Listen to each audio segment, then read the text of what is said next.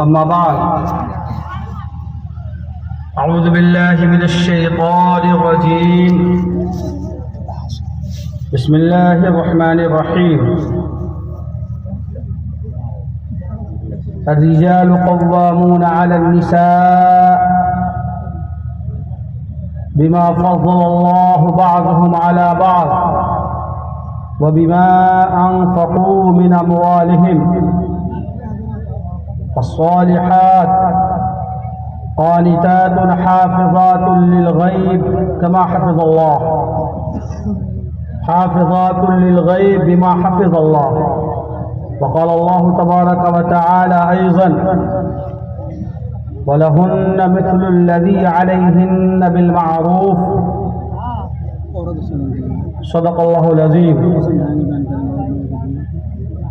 وعن ابن عمر رضي الله تعالى عنه أنه قال قال رسول الله صلى الله عليه وسلم كلكم راع وكلكم مسؤول عن رعيته. الإمام راع وهو مسؤول عن رعيته والرجل راع لأهله ومسؤول عن رعيته والزوجة راعية لأهل بيتها لأهل زوجها وهي راعية وهي مسؤولة عن رعيتها والخادم راع وهو مسؤول عن مال سيده.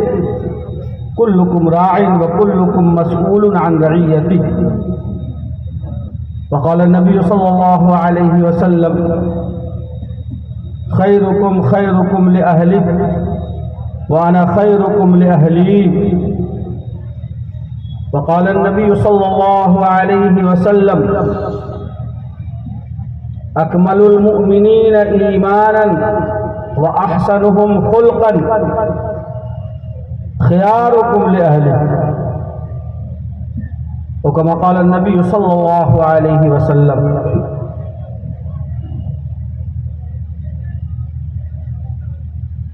آج کی اس خوبصورت اور روح پرور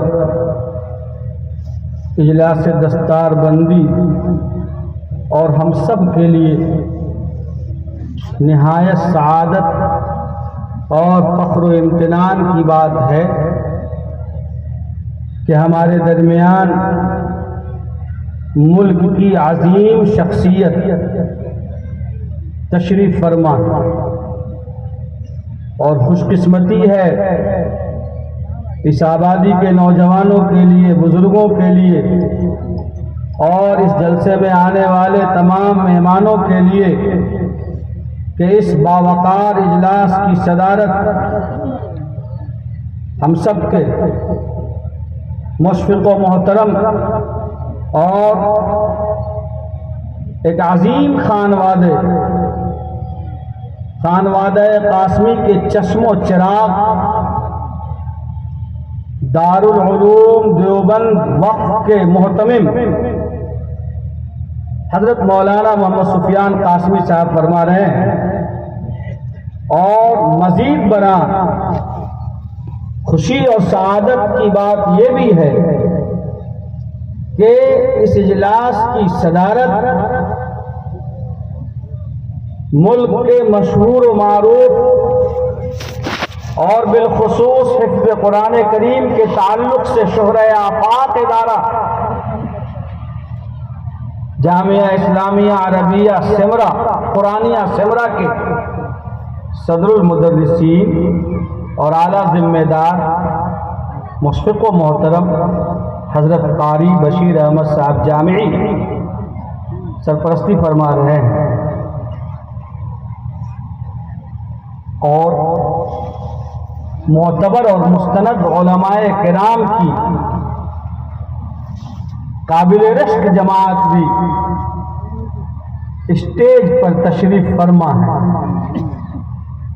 اللہ تعالیٰ اس اجلاس کو شرف قبولیت عطا فرمائے اور میں سمجھتا ہوں کہ اجلاس کی کامیابی کے لیے جن شخصیات کی تشریف آوری ضمانت ہوا کرتی ہیں وہ شخصیات ہمارے اسٹیج پر جلوہ افروز ہیں. اللہ تعالیٰ ان کی عمر میں برکت عطا فرمائے. حاضرین گرامی، ہم نے قرآن کریم کی 2 آیتوں کی تلاوت کی ہے 2 مقامات سے، اور اسی کی نسبت سے آقا صلی اللہ علیہ وسلم کے ارشادات بھی آپ کی خدمت میں پیش کیا ہے. اور ہم نے ان آیتوں کا انتخاب اس لیے کیا ہے کہ جب ہم قیام گاہ سے اسٹیج کی طرف لائے جا رہے تھے تو ہم نے محسوس کیا کہ غالباً مردوں سے بڑی تعداد ہماری دینی بہنوں کی اس اجلاس میں آئی ہے. سو کوئی ایسا عنوان منتخب کیا جائے، اور ہم شکر گزار ہیں اپنے عزیز محترم جناب حضرت مولانا مفتی محمد موسیٰ صاحب قاسمی کے، کہ ان کا اشارہ ہوا کہ میں کچھ ایسا موضوع بناؤں جو مرد و خواتین دونوں کے لیے یکساں ہو. اللہ تعالیٰ مجھے صحیح تشریح کی توفیق عطا فرمائے اور ہم تمام لوگوں کو عمل کی توفیق عطا فرمائے. حاضرین گرامی، سب سے پہلے تو یہ سمجھیں کہ اسلامی قوانین اور احکام اسلامی کی بنیاد نظام عدل پر ہے. عدل کا مطلب ہوتا ہے انصاف.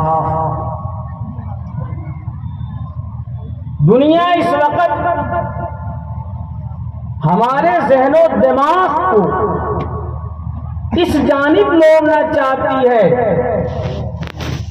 کہ مرد و عورت کے درمیان مساوات، ایکولیٹی یعنی برابری، اور برابری اور مساوات کا مفہوم ہمارے سامنے دنیا جس پیرائے میں، جس زاویے سے، جس انداز سے پیش کر رہی ہے، وہ انداز، وہ پیرایا اور پیش کرنے کا اور پروسنے کا جو طریقہ ہے وہ اسلامی افکار و خیالات سے متصادم ہے، ہم آہنگ نہیں.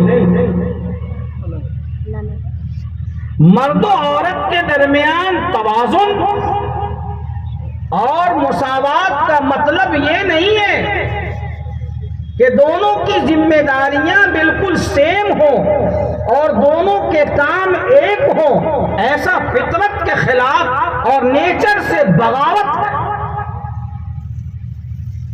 اسلام نے برابری کی ہے، لیکن برابری کا مفہوم جو سمجھایا ہے وہ اس انداز میں سمجھایا ہے کہ اسلامی احکام اور اسلامی نظام کی بنیاد آپ کے سمجھائے ہوئے اور آپ کے بتائے ہوئے مساوات جو آپ فرما رہے ہیں وہ نہیں ہے، بلکہ بنیاد اس کا نظام عدل پر ہے. اور عدل کہتے ہیں وضع الشیء علی فی محلہ، کہ چیزوں کو اس کی جگہ میں رکھنا.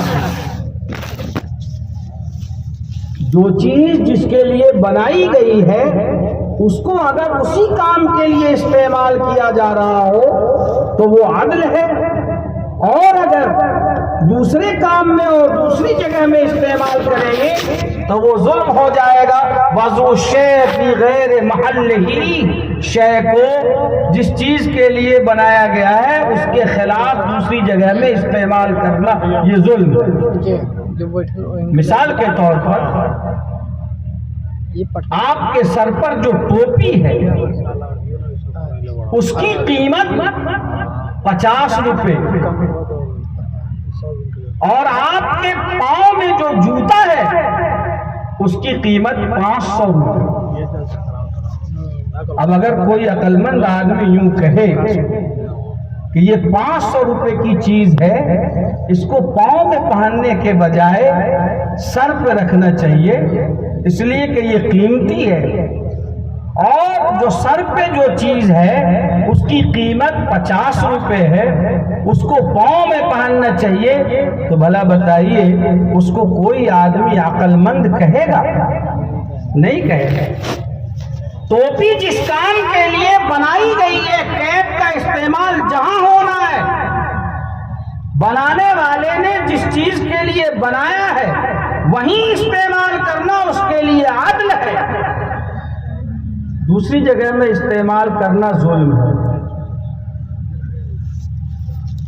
بس عورت اور مرد کے درمیان جو کاموں کی تقسیم ہے اور ذمہ داریوں کی تقسیم ہے، اس کی بنیاد عدل پر ہے۔ اللہ نے مردوں کی پیدائش، اس کی ساخت، اس کے جسم کا ڈھانچہ، اس کا مزاج، سوچنے کا انداز، تحمل، قوت برداشت، اس طرح سے اللہ نے بنایا ہے جس سے واضح ہوتا ہے کہ یہ اور کام کے لیے ہے۔ خواتین میں جو اللہ نے نخرے، ناز اور لچک اور باق پن اور جو نزاکت رکھی ہے، صاف واضح ہے کہ اللہ نے عورتوں کو دوسرے کام کے لیے پیدا کیا ہے، اور خالق کائنات نے دونوں کے اوپر جو ذمہ داریاں دی ہیں وہ ان کے فطرت، ان کے نیچر، ان کے مزاج اور ان کے قوت برداشت اور قوت تحمل کی بنیاد پر ہے۔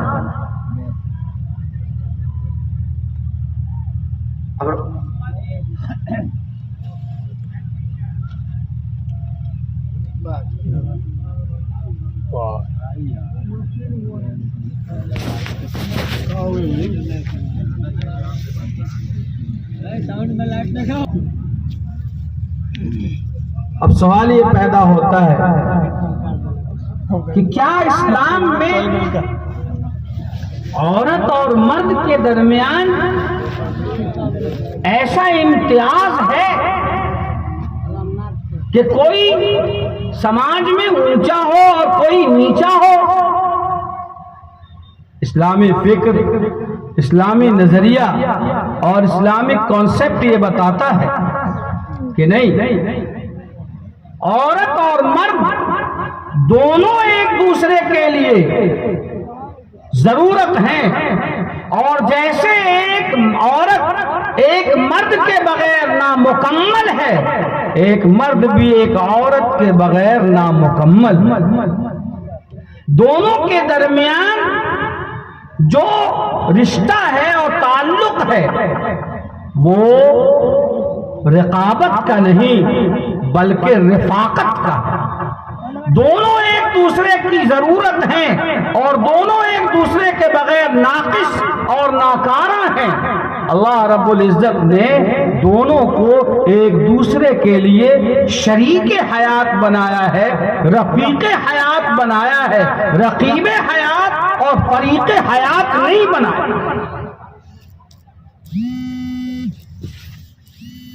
عرب کے جس ماحول میں محسن انسانیت آقا و مولا جناب گندگی اور ایسی رذالت اور ایسی ذلت اور ایسی رسوائی، اس ماحول میں آقا صلی اللہ علیہ وسلم تشریف فرما، آپ نے دیکھا کہ بچیوں کی پیدائش کو اپنے لیے باعث ننگ و عار سمجھا جاتا ہے، اور نہ صرف یہ کہ اپنے لیے اس کو باعث ننگ و عار سمجھا جاتا ہے، زندہ دفن کر دیا جاتا ہے۔ قرآن کریم نے اس پورے منظر کی منظر کشی خوب انداز میں کی ہے۔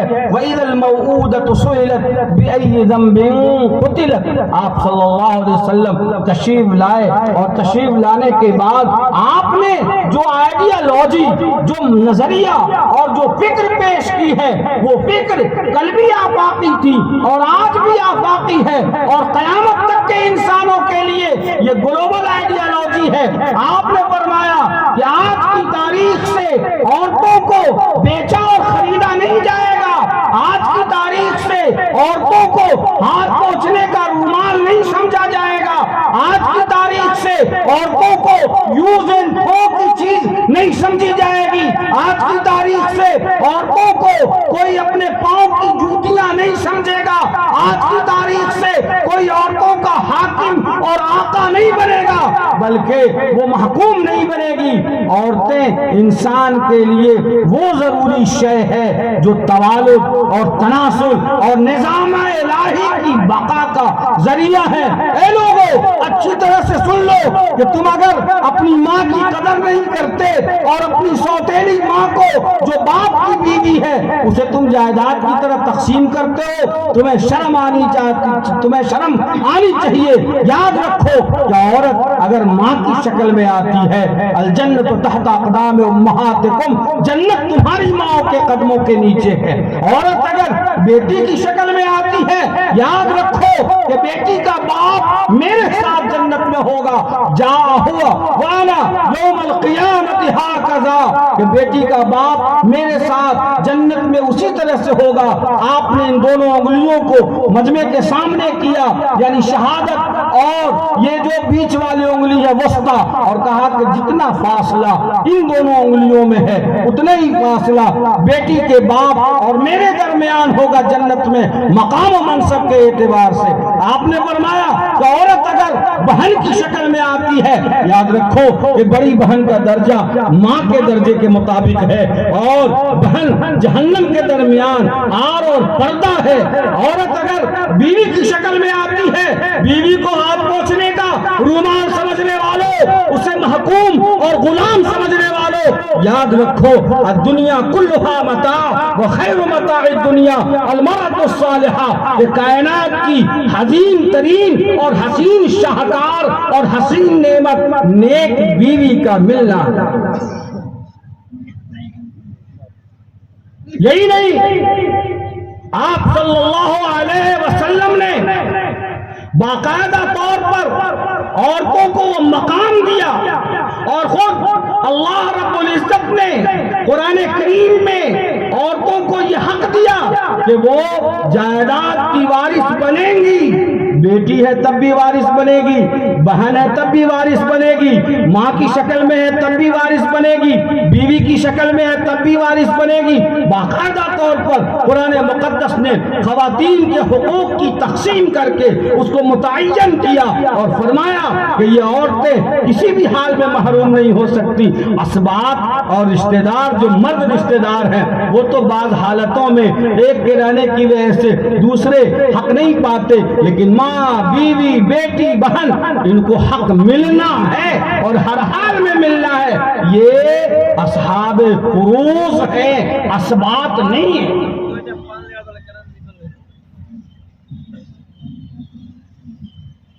اور قرآن کریم نے فرمایا وَلَهُنَّ مِثْلُ الَّذِي عَلَيْهِنَّ بِالْمَعْرُوفِ، ان عورتوں کے حقوق مردوں پر اسی طرح سے ہیں جیسے مردوں کے حقوق عورتوں پر ہیں۔ مرد یہ نہ سمجھے کہ شوہر ہونے کی حیثیت سے میرا حق ہی بیوی پر ہے، یہ مزاج اور یہ سوچ بالکل غلط ہے، بلکہ جس طرح سے مردوں کے حقوق عورتوں پر ہیں اسی طرح سے عورتوں کے حقوق بھی مردوں پر واجب ہیں۔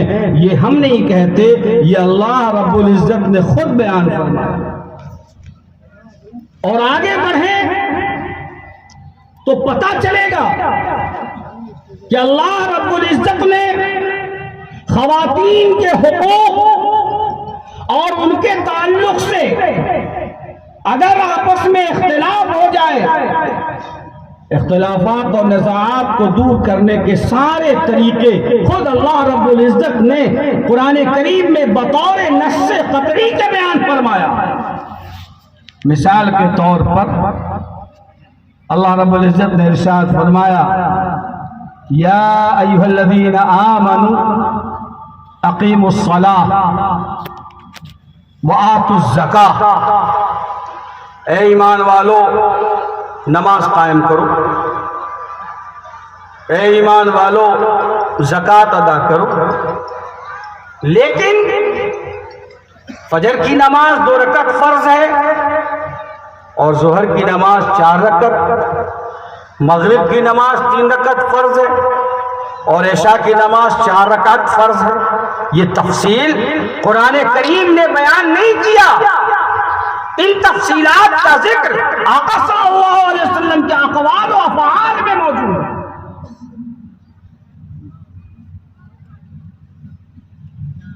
زکات ادا کرو. سونے کی زکات کس طرح سے ادا کریں, چاندی میں زکات کس طرح سے ادا کریں, جانوروں میں زکات کس طرح سے ادا کریں, بکری, اونٹ, گائے, بیل, زکات کی ادائیگی کا طریقہ کیا ہوگا, پیداوار, کھیت کی پیداوار اور فصل کی زکات کا طریقہ کیا ہوگا, یہ تفصیلات آقا صلی اللہ علیہ وسلم نے بیان فرمایا. قرآن نے کہا وَلِلَّهِ عَلَى النَّاسِ حِجُّ الْبَيْتِ مَنِ اسْتَطَاعَ إِلَيْهِ سَبِيلًا. جو صاحب استطاعت ہو اس پر حج کرنا فرض ہے, لیکن حج میں وقوف عرفہ بھی ہے, طواف زیارت بھی ہے, اور سعی بین الصفا والمروہ بھی واجب ہے. یہ تفصیلات کس نے بیان کی؟ آقا صلی اللہ علیہ وسلم نے بیان کی ہے. قرآن کریم میں ان تفصیلات کا کوئی ذکر نہیں. تشریح شارع علیہ السلام کے فرمان کی تشریح شارع علیہ السلام نے. یا ایھا الذین آمنوا کتب علیکم الصیام, روزے فرض ہیں, روزہ کس وقت سے کس وقت تک رکھنا ہے, تفصیل رسول اللہ صلی اللہ علیہ وسلم نے بیان کی. من الصبح الصادق الى غروب الشمس امساکا للاکل والشرب والجماع مع النیہ, یہ تفصیل وہاں ہے. قرآن نے بیان, قرآن نے مطلق کہا کہ روزہ فرض ہے. شارع کی تفصیل اللہ کے رسول صلی اللہ علیہ وسلم نے کی, اور شرع وہاں موجود ہے. عبادات کے تعلق سے احکام کی جو بھی آیت ہے آپ دیکھ لیجیے, قرآن نے مجمل ذکر کیا, اجمال ہے, تفصیل الگ احادیث میں. لیکن معاشرتی مسائل, مرد و خواتین کی زندگی کے تعلق سے فیملیئر لائف, خانگی زندگی کے مسائل, جائیداد کی تقسیم کے مسائل, آپس کے تعلقات کے مسائل اس قدر اہم ہیں کہ خود خالق کائنات نے اس کی تفصیل فرما دی, اور آقا صلی اللہ علیہ وسلم کے تفصیل اور تشریح کے احتیاط کو باقی نہیں رکھا گیا. خود اللہ رب العزت نے فرمایا. اس سے اس کی اہمیت کو سمجھیے. چنانچہ نکاح کرنا اور پاکیزہ زندگی گزارنا اسلامی نظریے کے اعتبار سے ایک مقدس عبادت ہے. یہی وجہ ہے کہ بعض اوقات نکاح کرنا فرض ہے, بعض اوقات نکاح کرنا واجب ہے, اور عام حالت میں نکاح کرنا سنت مؤکدہ ہے, سنت متوارثہ ہے, اور بعض حالتوں میں نکاح کرنا حرام بھی ہے, مکروہ تحریمی اور مکروہ تنزیہی بھی ہے. تفصیلات کا اس وقت نہیں, یہ موقع اس کے اظہار کا نہیں ہے, میں نے صرف اشارہ کیا. قرآن نے کہا فانکحوا وانکحوا الایام منکم والصالحین من عبادکم وإمائکم ان یکونوا فقراء یغنہم اللہ من فضلہ. اپنے عزیزوں, اپنے ماتحتوں کا نکاح کراؤ. جن مردوں کی بیویاں گزر گئی ہوں, جن خواتین کے شوہر گزر گئے ہوں, ان لوگوں کا نکاح کراؤ. اگر وہ غربتی میں بھی ہیں, مفلسی میں بھی ہیں, تو اللہ رب العزت نکاح کی برکت سے رزق کے دروازے کھول دے گا اور بے نیاز کر دے گا. نکاح کراؤ. کتنی عورتوں سے نکاح کر سکتے ہیں بیک وقت؟ قرآن نے خود بیان فرمایا فانکحوا ما طاب لکم من النساء مثنی وثلاث ورباع. قرآن نے آگے کہا کہ ایک سے زائد نکاح کی اجازت بالعموم نہیں ہے، بلکہ انصاف اور ادائیگی حقوق کے قید کے ساتھ مشروط ہے اور مقید ہے، کنڈیشنل ہے، وداؤٹ کنڈیشنل نہیں ہے. فَإِنْ خِفْتُمْ أَلَّا تَعْدِلُوا فَوَاحِدَةً، اگر تمہیں ڈر ہے کہ ایک سے زیادہ بیویوں کے درمیان انصاف نہیں کر سکتے ہو، حق ادا نہیں کر سکتے ہو، تمہیں اس کا خدشہ ہے، تو فَوَاحِدَةً، صرف ایک بیوی پر اکتفا کرو۔ ایسے آدمی کے لیے ایک بیوی کے رہتے ہوئے دوسرا نکاح کرنا درست نہیں۔ یہ اجازت ہے، واجب نہیں ہے، اور کنڈیشنل ہے، خود قرآن نے بیان کیا، اللہ رب العزت نے بیان کیا۔ کن عورتوں سے نکاح کر سکتے ہیں؟ بھانگ دھتورا کیا سموسے، ایرے غیرے نٹھو خیرے، جن سے چاہو ان سے نہیں، ایمان والیوں سے نکاح کرو۔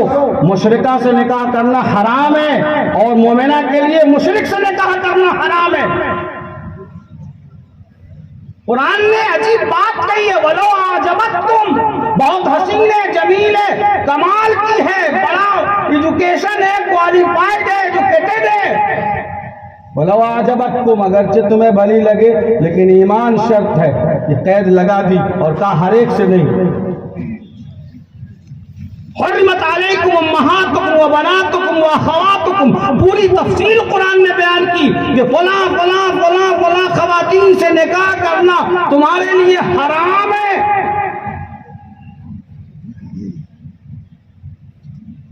وَأُحِلَّ لَكُمْ مَا وَرَاءَ ذَلِكُمْ أَن تَبْتَغُوا بِأَمْوَالِكُمْ، اور جن عورتوں کی فہرست گنوا دی گئی ہے، خود اللہ نے کہا کہ ان خواتین کے علاوہ، ماں، خالہ، پھوپھی، بہن، جو تفسیر بیان کی قرآن نے فرمایا ان خواتین کے علاوہ تمہارے لیے عورتوں سے نکاح کرنا حلال ہے، لیکن تم جو نکاح کرو گے تو مال کے بدلے مہر کے ذریعے نکاح کرو۔ یہ خود اللہ رب العزت نے بیان فرمایا، اور آگے قرآن نے کہا کہ صرف یہ نہیں کہ مہر نکاح میں باندھ دو، مہر ادا کرنا بھی واجب ہے۔ وَآتُوا النِّسَاءَ صَدُقَاتِهِنَّ نِحْلَةً، عورتوں کا مہر خوش دلی سے ادا کرو، صرف مجلس نکاح میں وعدہ کر لینا اور اتنے مہر کے بدلے نکاح کیا، یہی صحیح نہیں ہے، ہر حال میں ذمہ میں واجب ہے۔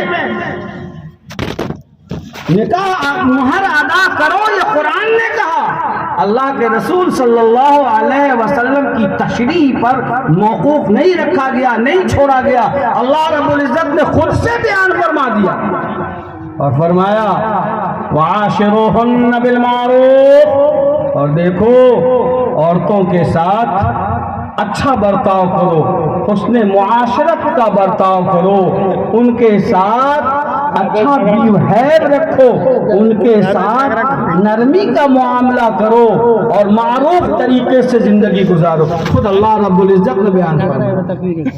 میرا موضوع یہ نہیں ہے تو میں ابھی بیان کر رہا ہوں، میں نے صرف اشارتاً آپ کو کہا کہ عنوان کی اہمیت اور اس کی کتنی اللہ کے نگاہ میں وہ کتنا کوالٹی کا ہے اور کتنا اہم ہے کہ اللہ رب العزت نے ساری تفصیلات خود سے بیان فرمائی۔ شوہر بیوی کے درمیان جھگڑا ہو جائے، نپٹارے کی تفصیل بیان فرمائی۔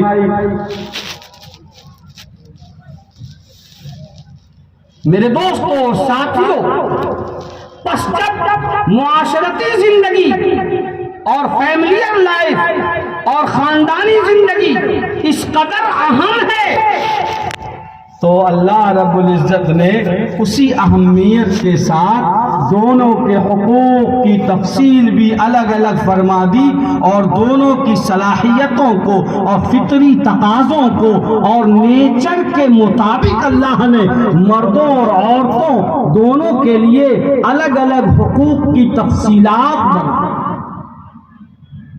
اب وہ لوگ جو اپنی بہو بیٹیوں کو بازاروں کی زینت اور دکانوں کی رونق اور کاؤنٹر پر بٹھا کر سیلس گرل بنا کر ریسپشنسٹ بنا کر لوگوں کے دلوں کو اپنے مسکراہٹوں سے خریدنے کے لیے وہاں بٹھاتے ہیں اور اپنے آپ کو ترقی یافتہ کہہ کر مسلمانوں پر انگشت نمائی کرتے ہیں، کتنے بے غیرت اور کتنے ناہنجار اور کتنے کمزور اور کتنے بدبخت ہیں ایسے لوگ جو اپنی بہن بیٹیوں کو مسکراہٹوں کو بیچ کر اور چند ٹکا خریدنے پر معمور کرتے ہیں، اور اسلام کے نظام قانون پردے پر اور اسلام کے قانون پردہ پر اور اسلام کے قانون عفت و عصمت پر وہ انگشت نمائی کرتے ہیں۔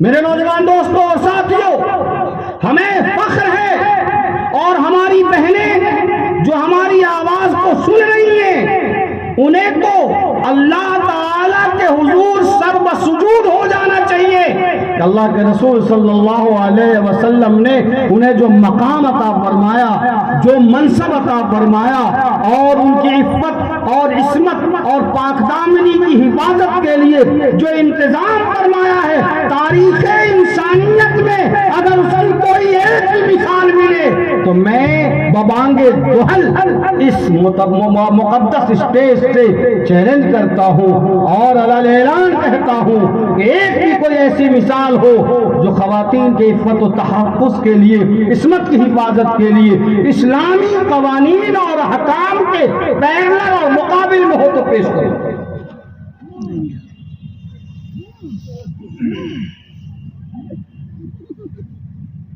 کاموں کی تقسیم یہ ان کے ساتھ ظلم نہیں، عادل ہے، اور بے معنی عادل ہے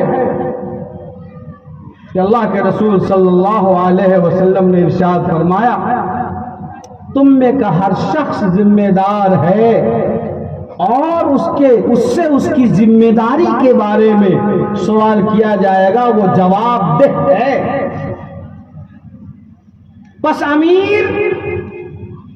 امیر المومنین، دینی رہنما، قائدین ملت، مقتدا اور پیشوا حضرات وہ ذمہ دار ہیں اپنے قوم کے دینی، معاشی، معاشرتی تمام سرگرمیوں کے سلسلے میں اگر معاشرے میں کہیں کوئی دینی خامی پائی جاتی ہے، علمی خامی پائی جاتی ہے، تو بحیثیت امیر، بحیثیت امیر المومنین کے اور بحیثیت قائد و رہنما کے ان کو جواب دہ ہونا پڑے گا۔ یہ میں نہیں کہتا، فرمایا آقا مولا جناب محمد رسول اللہ صلی اللہ علیہ وسلم نے، الامیر رائن وهو مسؤول عن رعیته والرجل راع لأهله، آدمی ذمہ دار ہے اپنے اہل خانہ کے سلسلے میں۔ بیٹا کیا کر رہا ہے، بیٹیاں کیا کر رہی ہیں، اس کی تعلیم و تربیت کا کیا حال ہے، اخلاق و کردار کا کیا حال ہے، کیا وہ اخلاقی پستی میں تو مبتلا نہیں ہے، کیا وہ تعلیم کے نام پر ایسا تو نہیں ہے کہ اس کے ایجوکیشن کا ویلو تو بڑھ رہا ہے لیکن مورل کا ویلو گر رہا ہے۔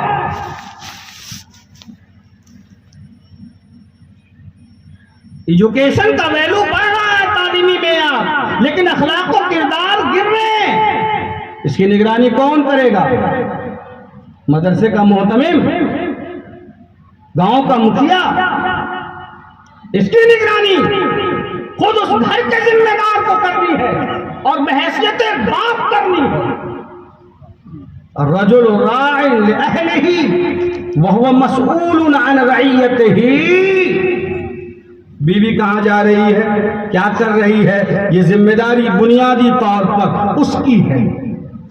مجھے افسوس ہے کہ اس وقت جو ارتداد کی فضا پھیلی ہوئی ہے اور ماحول میں پراگندگی ہے اور کچھ لوگ بطور ایجنٹ کے نفرت پھیلانے کے کام پر لگائے گئے ہیں اور مامور ہیں، اور انہیں مذہبی منافرت کے لیے باقاعدہ طور پر ان کے سرداروں اور ان کے سرپرستوں کی طرف سے انعام و اکرام سے نوازا جا رہا ہے۔ ہماری بیٹیاں، ہمارے گھر کی لڑکیاں، ہماری بھانجیاں بھتیجیاں کہیں اس زہر آلود فضا میں سانس تو نہیں لے رہی ہیں، کہیں ان کے بچھائے گئے دامے فریب میں ہماری معصوم بچیاں جو اپنے عاقبت سے بالکل ناواقف اور اپنے مستقبل سے بے خبر ہیں، ان کے دامے فریب کا شکار تو نہیں ہو رہی ہیں؟ اس کی نگرانی کون کرے گا؟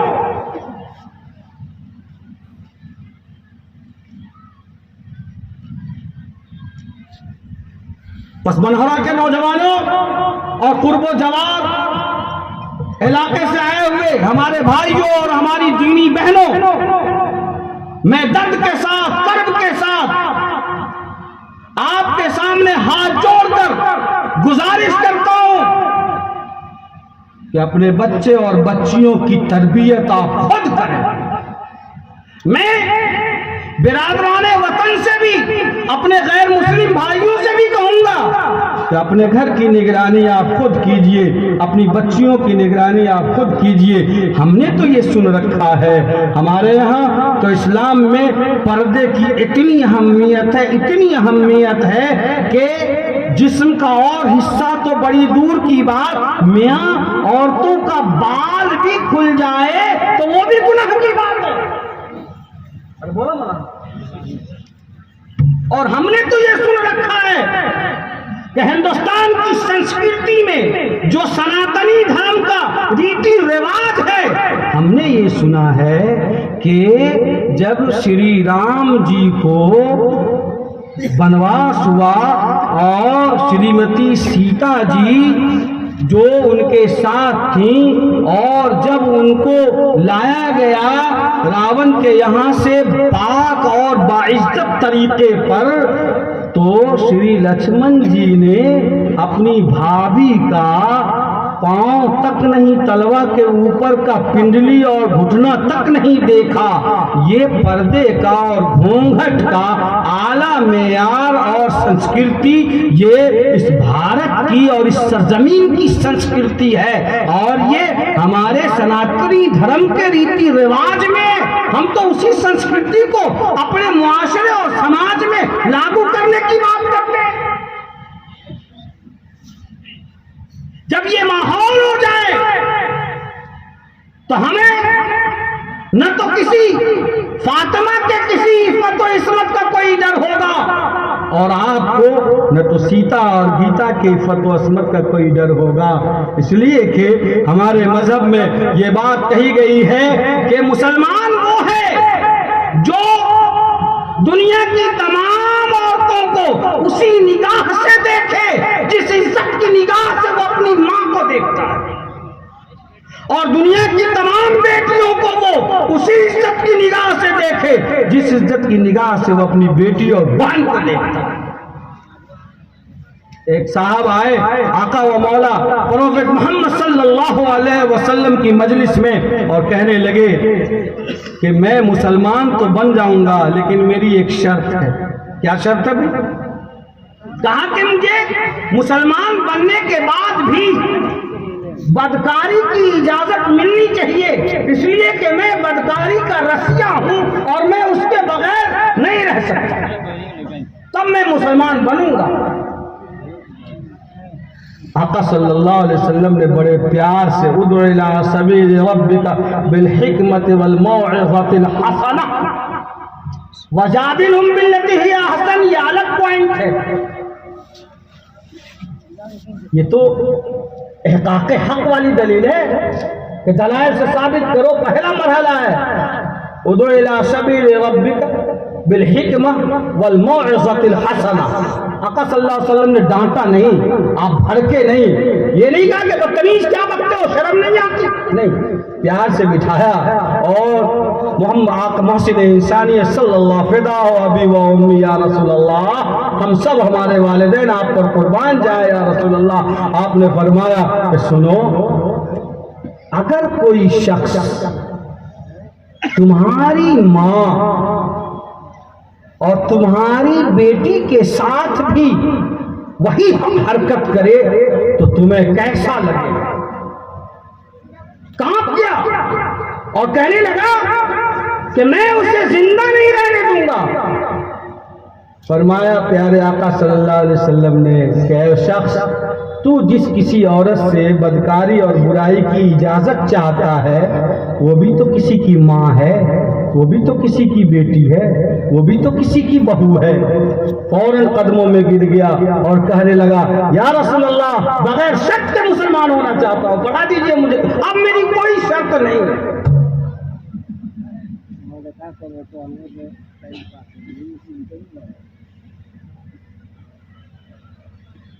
الرجل راعٍ،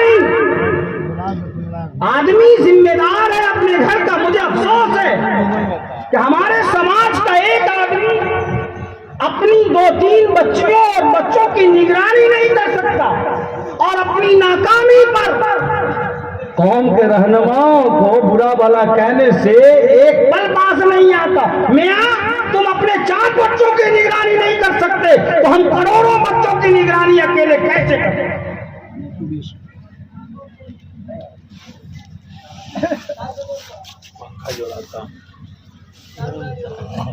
وَالزَّوْجَةُ رَاعِيَةٌ لِبَيْتِ أَهْلِهَا وَمَسْئُولٌ عَنْ رَعِيَّتِهَا، اور عورت ذمہ دار ہے اپنے شوہر کے گھر کی۔ شوہر کے گھر میں اس کے بچے اس کی امانت، اس کا مال اس کی امانت، اس خاتون کی عزت و عفت اور عصمت آبرو اس کی امانت ہے، وہ اس سلسلے میں جواب دہ ہے۔ شوہر چلا گیا دلی، پنجاب، کلکتہ، سعودی کام کرنے، بیٹیا یہاں وہاں، اور عورت یہاں گھر چھوڑ کر وہ یہاں وہاں گلچھڑے اڑا رہی ہے۔ یاد رکھو اللہ کے یہاں پوچھا جائے گا کہ تم نے اس کے بچوں کی تربیت کیوں نہیں کی، تم نے اپنی بیٹی پر نگاہ کیوں نہیں رکھا، تم نے اپنے بچے کو مکتب اور اسکول مدرسہ کیوں نہیں بھیجا، یہ تمہاری ذمہ داری تھی، تم نے اپنی عزت و عفت کی حفاظت کیوں نہیں کی۔ الزوجۃ راعیۃ لبیت اہلہا ومسئول عن رعیتہا، یہ اصول ہے، زندگی کا قانون ہے۔ آقا صلی اللہ علیہ وسلم نے فرمایا والخادم راع لمال سیدہ ومسئول عن رعیتہ، اور خادم، ملازم، نوکر، کارندہ یہ اپنے سربراہ اور آنر اور مالک کے غائبانے میں اس کے مال کی حفاظت کا ذمہ دار ہے۔ اگر اس نے خیانت کی ہے اور خود غرض کیا ہے اور دایاں بایاں کیا ہے اور چلاکی دکھلایا ہے اور اونے پونے میں اس نے دکان سے مال سیل کر دیا، اسلام کہتا ہے کہ یہ غیر اسلامی اور یہ غیر اسلامی عمل ہے جو اللہ کے یہاں پکڑے جانے والا عمل ہے۔ اللہ کے یہاں سوال ہوگا کہ تم نے چلاکی کی تھی، یہ تمہارے لیے حرام تھا۔ کلکم راع وکلکم مسئول عن رعیتہ، ہر شخص ذمہ دار ہے اور اس سے اس کی ذمہ داری کے بارے میں سوال کیا جائے گا۔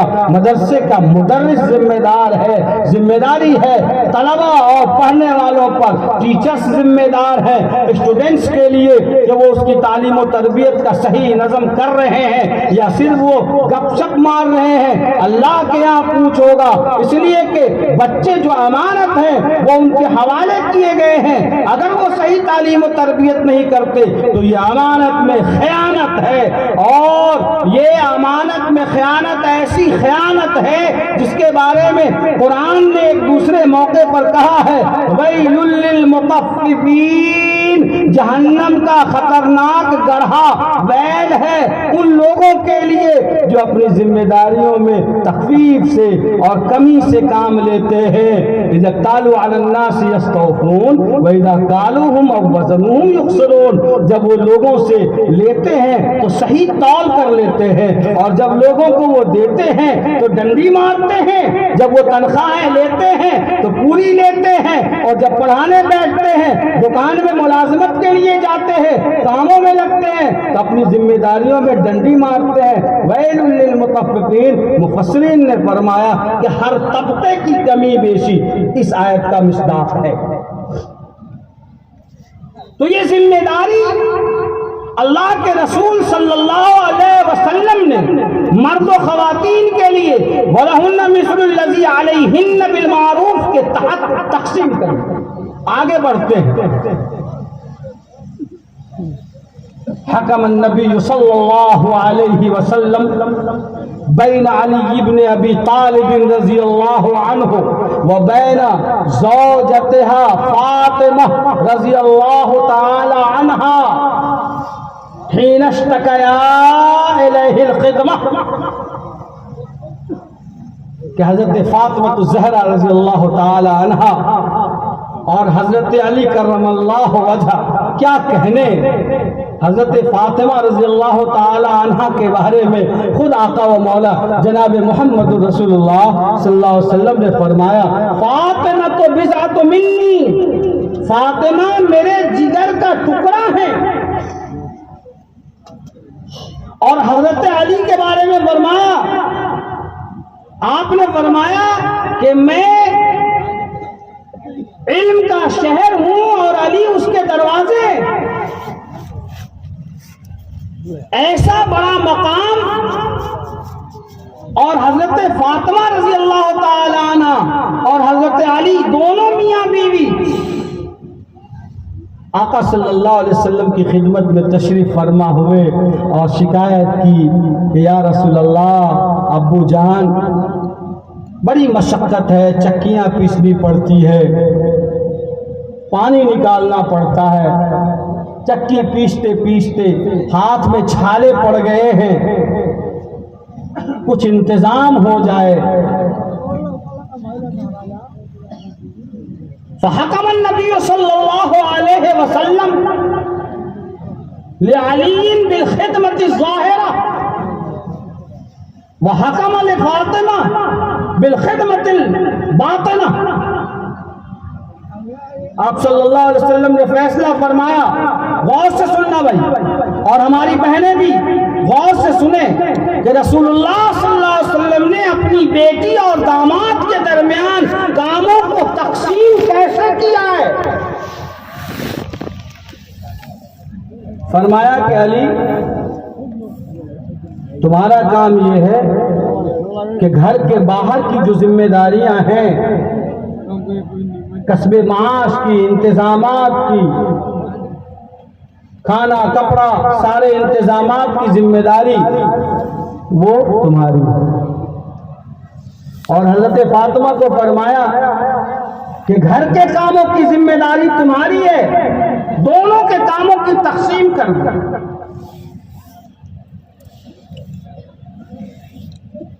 والمراد بالخدمت الباطنہ العجین والطبخ. گھریلو ذمہ داریوں سے مراد آٹا تیار کرنا، آٹا گوندنا، کھانا بنانا، والفرش صفائی ستھرائی کرنا، وکنس البیت جھاڑو بہارو دینا، واستقاء الماء پانی کھینچنا، وعمل البیت کلہ اور گھریلو تمام کاموں کو انجام دینا. یہ آقا صلی اللہ علیہ وسلم نے اپنی لخت جگر حضرت فاطمہ الزہرا رضی اللہ تعالی عنہا کے حوالے کیا ہے اور حضرت علی کے حوالے گھر سے باہر والا کام کر کے قیامت تک آنے والے تمام مردوں اور عورتوں کے لیے ایک نمونہ اور آئیڈیل پیش کر دیا ہے کہ اسی نمونے کے تحت اپنی زندگی کو گزارو اور زندگی کے لیے قانون اور ضابطۂ حیات سمجھو جو قانون حضرت فاطمہ اور حضرت علی کے درمیان آپ صلی اللہ علیہ وسلم نے طے فرمایا.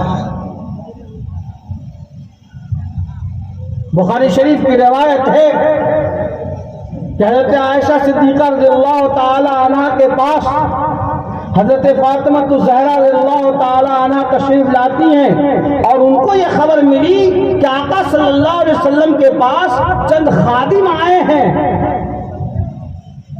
چونکہ ہاتھ میں بڑے بڑے گھٹے پڑ گئے تھے، جا کر کہا کہ امی جان اگر کوئی خادم مل جاتا تو میرے کاموں میں آسانی ہو جاتی.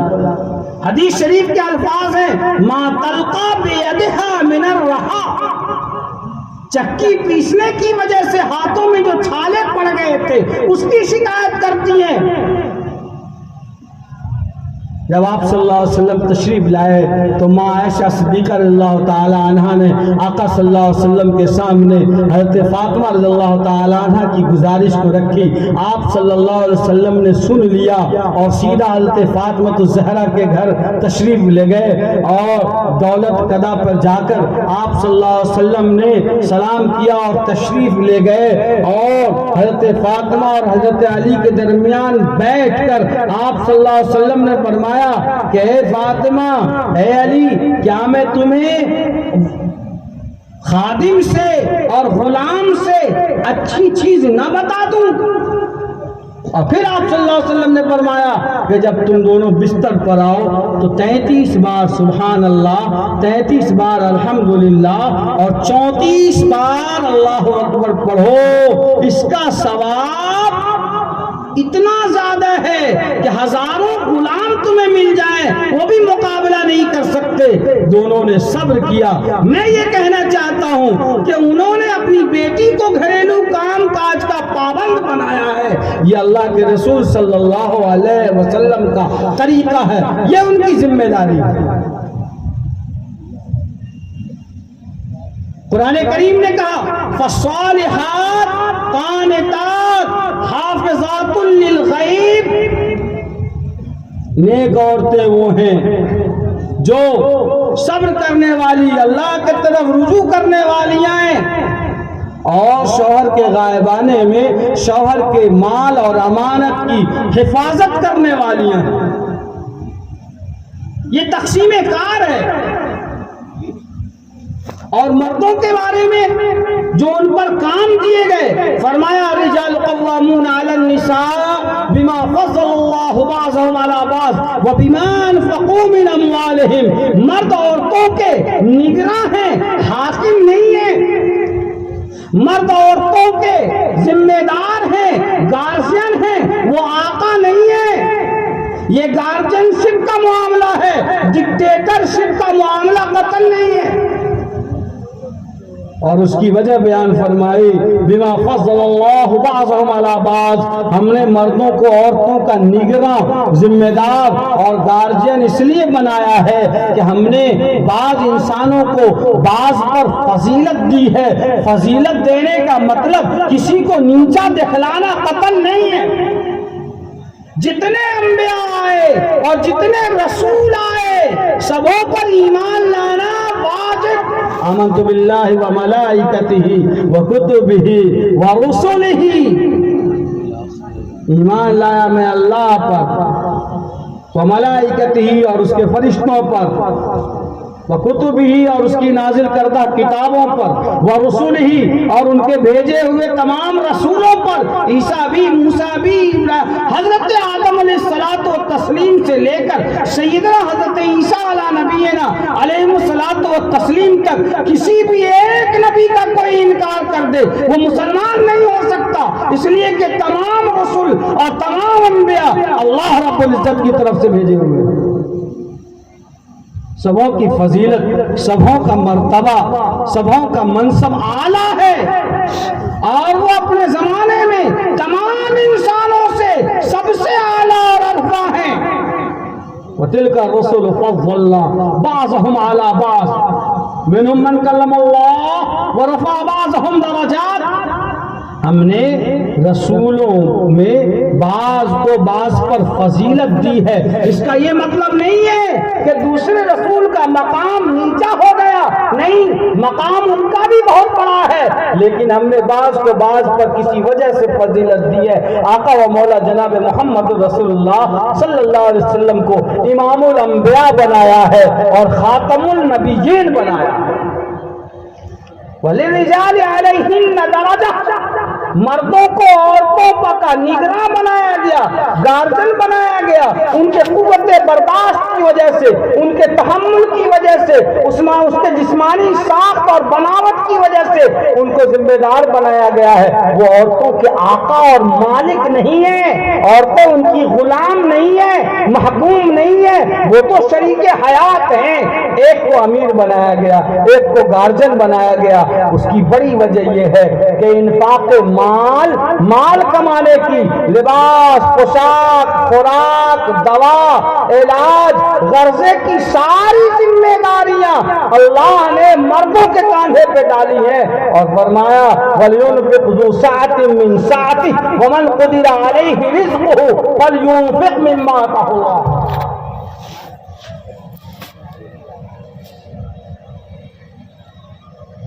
اسلامی قانون ہے کہ بیوی اگرچہ مالدار ہے لیکن بیوی کا نفقہ نکاح کے بعد اس کا کھانا، خرچہ، ضروریات زندگی شوہر پر واجب ہے، اگرچہ شوہر مالی اعتبار سے اس سے بہت کمزوری کیوں نہیں ہے، یہ نفقہ نکاح کے احترام میں واجب ہوتا ہے۔ وَلْيُنْفِقْ ذُو سَعَةٍ مِّن سَعَتِهِ۔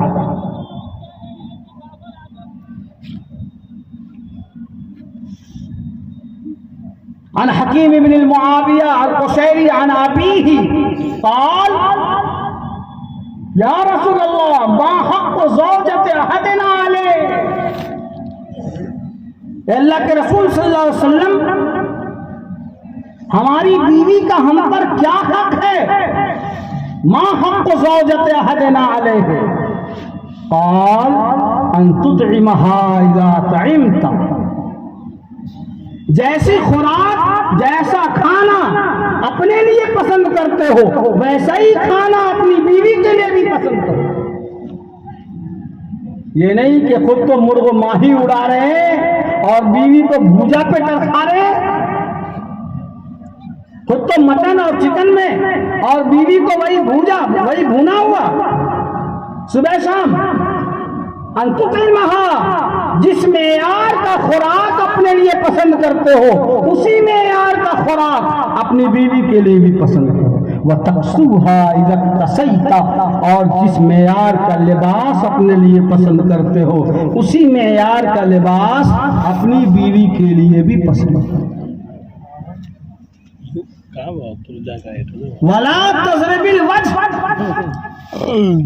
اور خبردار اپنی بیوی کو کبھی مت مارو، اس طرح سے مارنا کہ اس کو چوٹ لگے، درد ہو، تکلیف ہو، چمڑا سیاہ ہو جائے، خون نکل آ جائے، پھٹ جائے، یہ حرام ہے۔ ہمارے معاشرے میں بعض لوگ یوں سمجھتے ہیں کہ بیوی کو مارنا بھی شوہر کا حق ہے۔ ایک مقدمے میں ایک خاتون نے ایک تحریر بھیجی اور کہا کہ حضور اگر شوہر مارتے ہیں مجھے ڈنڈے سے، جوتے سے، تو چلیے یہ تو ان کا حق ہے، مجھے مارتے ہیں، لیکن اس کا باپ مجھے کیوں مارتا ہے؟ گویا کہ اس خاتون کو یہ باور کرایا گیا ہے کہ مارنا شوہر کا حق ہے۔ شریعت کہتی ہے کہ حرام ہے اس طرح سے مارنا کہ تکلیف پہنچے، گزند پہنچے۔ اور چہرے پر مارنے کی بات تو انسان کیا، جانوروں کے چہرے پر مارنا بھی شرعاً ممنوع ہے اور منع ہے۔ وَلَا تَضْرِبِ الْوَجْهَ، بیوی کا حق تم پر یہ ہے کہ اس کو مارو مت، اور چہرے پر تو قطعاً تنبیہاً نہیں مار سکتے۔ بھائی مارنا کیا؟ وہ شوہر کے لیے بیوی اس کی ضرورت ہے، اس کی غلام نہیں ہے، وہ اس کو خرید کر لایا اور اس کا مالک نہیں بن گیا ہے، اس نے اس کو خریدا نہیں ہے، یہ اس کی زندگی کے تکمیل کا کا ذریعہ ہے، وہ اس کے نسل کی حفاظت کا ذریعہ ہے، اس کے امانت کی حفاظت کرنے والی ہیں، اور اس کو مارتے ہو۔ آقا نے فرمایا تمہیں شرم نہیں آتی؟ اپنی بیوی پر ہاتھ اٹھاتے ہو اور پھر اسی کے پاس جاتے ہو۔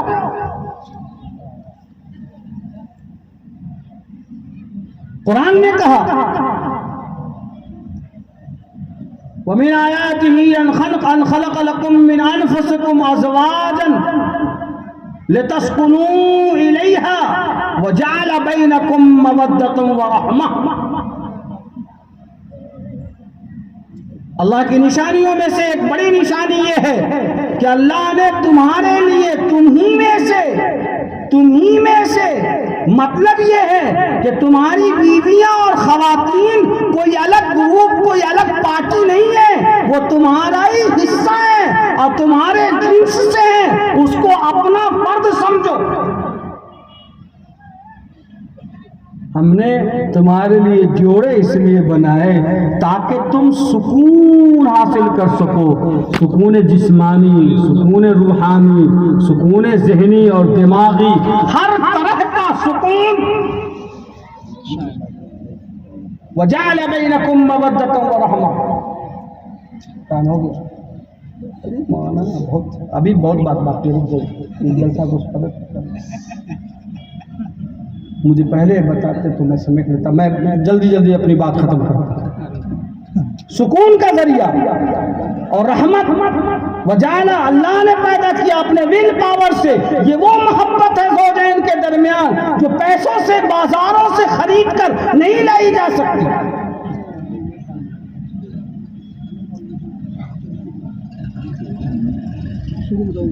وَلَا تَضْرِبِ الْوَجْهَ، مت مارو، یہ تمہارے لیے سکون کا ذریعہ ہے۔ آپ ان کے مالک نہیں ہو، آپ ان کے آقا اور حاکم نہیں ہو۔ اور شریعت نے جہاں تنبیہ کی بات کہی ہے واللاتی تخافون نشوزهن فعظوهن واهجروهن في المضاجع واضربوهن فإن أطعنكم فلا تبغوا عليهن سبيلا۔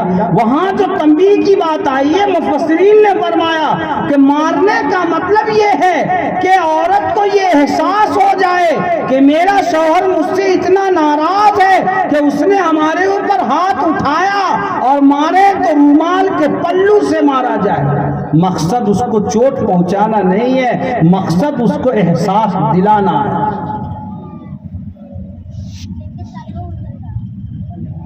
پنچایت میں آپ نے کہہ دیا کہ ہم آپ کا پاؤں پکڑتے ہیں، تو یہ کام نہیں ہوا، کیا پاؤں پکڑنا پڑے گا ہاتھوں سے؟ کہہ دیا پاؤں پکڑتے ہو گئے، شوہر نے ہاتھ اٹھا دیا مطلب مار دیا، اب کیا ڈنڈے سے مارے گا تبھی ہوگا۔ وَلَا تَضْرِبِ الْوَجْهَ وَلَا تُقَبِّحْ، اور بیوی کا حق شوہر پر یہ ہے کہ اس کو ڈانٹ ڈپٹ جھڑک نہ کرے، بد کلامی سے، تلخ کلامی سے پیش نہ آئے، نرم گفتاری سے پیش آئے۔ اس کے میکے والوں کو، اس کے باپ کو، اس کی ماں کو، اس کے بھائیوں کو گالی نہ دے، اس کو غیرت اور عار نہ دلایا جائے۔ وَلَا تَهْجُرِ إِلَّا فِي الْبَيْتِ، اور اس کو سڑکوں پر، بازاروں میں نہ چھوڑا جائے، بلکہ اس کو باپردہ مکان میں رکھا جائے جس میں اس کی عزت، عفت اور ناموس کی حفاظت ہو سکے، وہ پردے کے ساتھ شرعی زندگی گزار سکے۔ یہ ایک بیوی کا حق ہے شوہر پر۔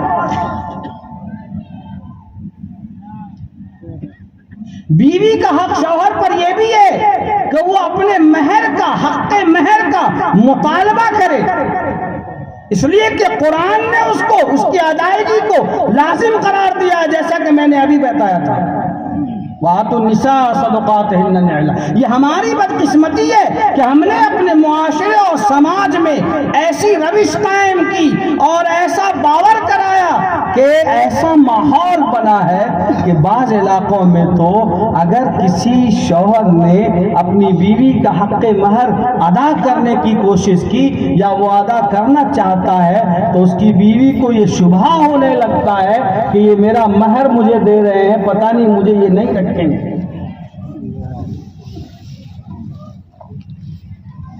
کیا یہ شرعی اصول کا مذاق نہیں تو اور کیا ہے؟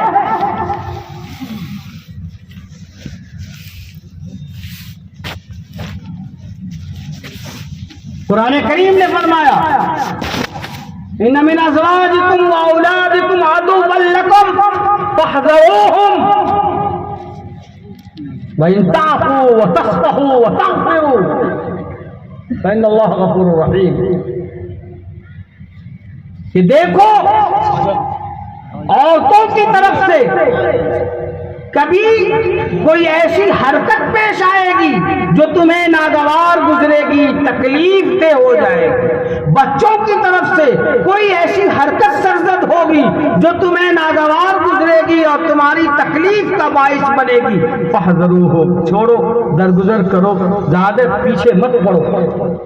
قرآن کریم کا لہجہ یہی ہے ان من ازواجکم و اولادکم عدوا لکم فاحذروہم، چھوڑو، فور گو کرو، زیادہ پیچھے مت پڑو، تل کا تار مت بناؤ، رائی کا پہاڑ مت بناؤ، بات کا بتنگڑ مت بناؤ، چھوٹی باتوں کو زیادہ کھینچ کر موٹی مت کرو، چھوڑو، درگزر کرو.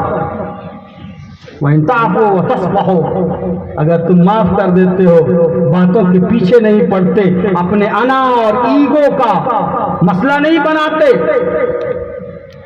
معاف کر دیتے ہو، چھوڑ دیتے ہو، نظر انداز کرتے ہو، صرف نظر کرتے ہو اپنی بیوی اور بچوں کی کوتاہیوں سے، بے شک اللہ تعالی معاف کرنے والے ہیں. تخلقوا بخلق اللہ، اللہ کی عادت کو اختیار کرو.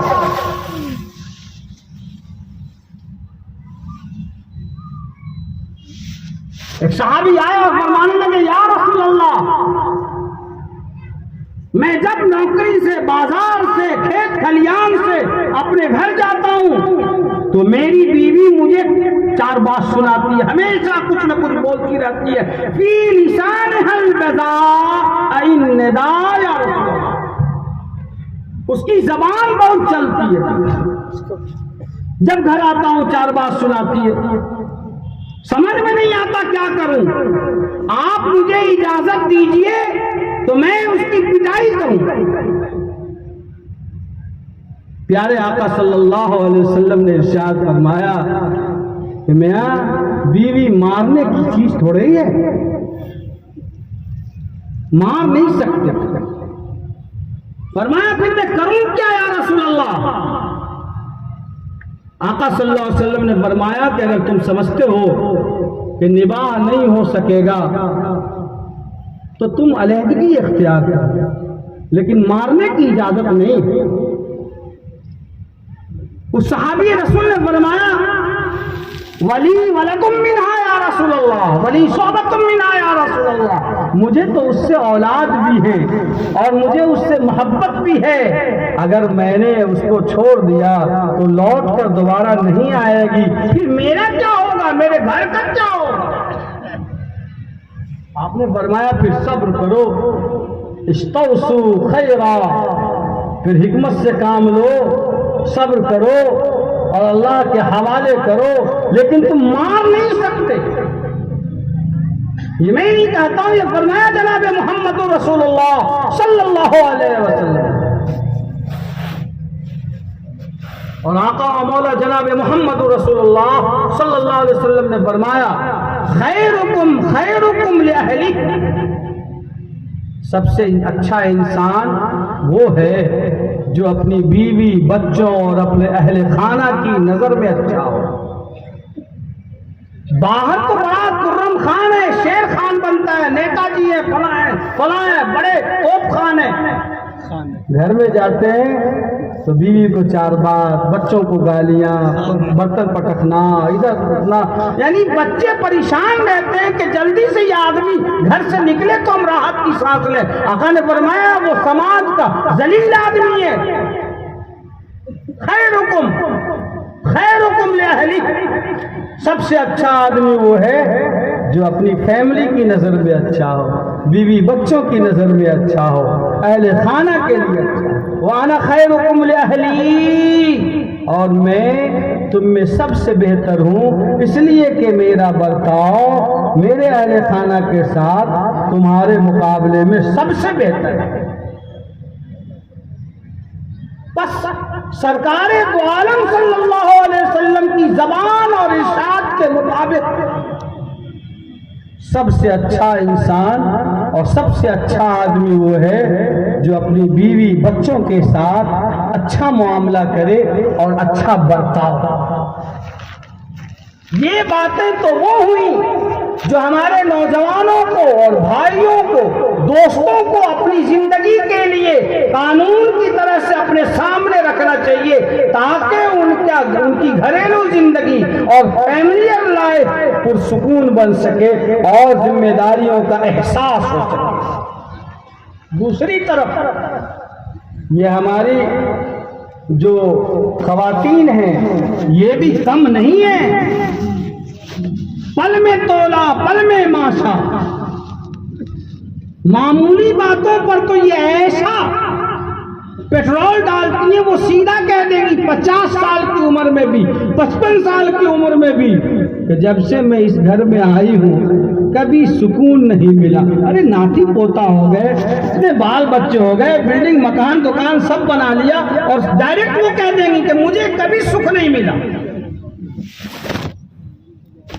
اور جب عورتیں شکایت پہ آتی ہیں اور جب وہ مزاج بنا لیتی ہیں اپنے شوہر کے خلاف تو ایسا کام کرتی ہیں جو سوچ نہیں سکتے آپ۔ آئیے دیکھیے آقا و مولا جناب محمد رسول اللہ صلی اللہ علیہ وسلم کی خدمت میں ماں عائشہ صدیقہ رضی اللہ تعالی عنہا کی روایت ہے کہ آقا کی خدمت میں جات امراتن، ایک خاتون آتی ہیں اور فرماتی ہیں یا رسول اللہ ان زوجی صفوان بن المعطل، یہ جو میرا شوہر ہے صفوان ابن معطل، معلوم ہے آپ کو، یضربنی اذا صلیت، جب میں مصلی پہ نماز کے لیے کھڑی ہوتی ہوں تو یہ میری پٹائی کرتا ہے، اتنا بڑا ظالم ہے۔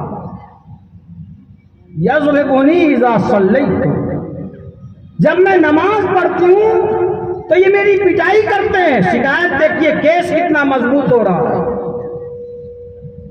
آگے فرمایا کہ یہی نہیں وَيُفَطِّرُنِي إِذَا صُمْتُ، اور جب میں روزہ رکھتی ہوں تو زبردستی میرا روزہ توڑواتا ہے۔ ظاہر ہے سرکار دو عالم صلی اللہ علیہ وسلم کی خدمت میں کوئی خاتون آ کر اپنے شوہر پر اتنا سنگین الزام لگائے کہ نماز کی حالت میں تو مارنا سے کم اور نماز کی حالت میں اللہ اکبر، یہ تو بہت خطرناک بات ہے۔ روزہ رکھنا کتنی بڑی عبادت ہے اور روزہ توڑوا دینا تو بہت زیادہ ظلم اور جبر کا کام ہے۔ آگے فرماتی ہے میرے ساتھ تو ان کا رویہ یہ ہے اور ان کی حالت یہ ہے وَلَا يُصَلِّ الْفَجْرَ حَتَّى تَطْلُعَ الشَّمْسُ، اور یہ روزانہ صبح میں سوئے رہتے ہیں، فجر نہیں پڑھتے، جب سورج طلوع ہو جاتا ہے تب فجر پڑھتے ہیں۔ اب بتائیے کہ مقدمہ کتنا مضبوط ہے۔ اپنی حالت تو یہ ہے کہ فجر کی نماز قضا کرتے ہیں، سوئے رہتے ہیں، اور جب سورج طلوع ہوتا ہے تب پڑھتے ہیں۔ آقا صلی اللہ علیہ وسلم نے اس کی تحقیق فرمائی اور حضرت صفوان سے پوچھا بھی ماجرا کیا ہے؟ وہ کہنے لگے یا رسول اللہ بات تو صحیح کہہ رہی ہے یہ، لیکن معاملہ کچھ اور ہے۔ کیا معاملہ ہے؟ فرمانے لگے کہ جب میں کھیت سے کام کاج کر کے واپس آتا ہوں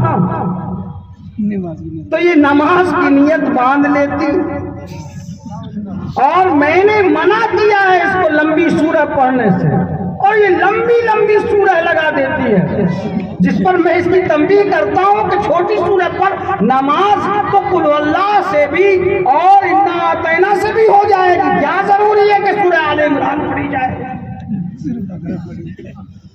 تو آقا صلی اللہ علیہ وسلم نے فرمایا کہ نہیں، نماز تو چھوٹی سورہ سے بھی ہو جاتی ہے، پوری حدیث موجود ہے۔ اور فرمانے لگے یا رسول اللہ میں روزہ توڑواتا ہوں لیکن کیوں توڑواتا ہوں؟ تن تلق تسوم، لگاتار روزے پہ روزہ رکھتی ہے. وانا شاب رجل شاب لا میں نوجوان آدمی بھئی ایک روزہ ہوا کل نہیں پرسوں لگاتار سے میرا حق مارنے کے لیے ایسا کرتی ہے, اس لیے کہتا ہوں روزہ توڑ.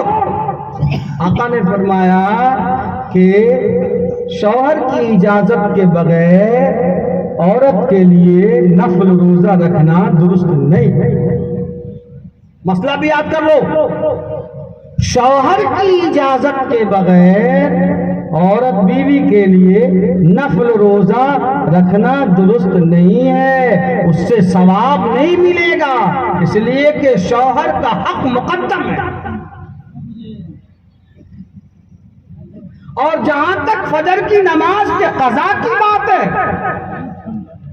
تو کھیت کھلیان سے کام کرنے کی وجہ سے گہری نیند آتی ہے اور مجھے یہ اٹھاتی نہیں ہے, سورج نکلنے کا انتظار کرتی ہے تاکہ کیس اپنا مضبوط کر سکے.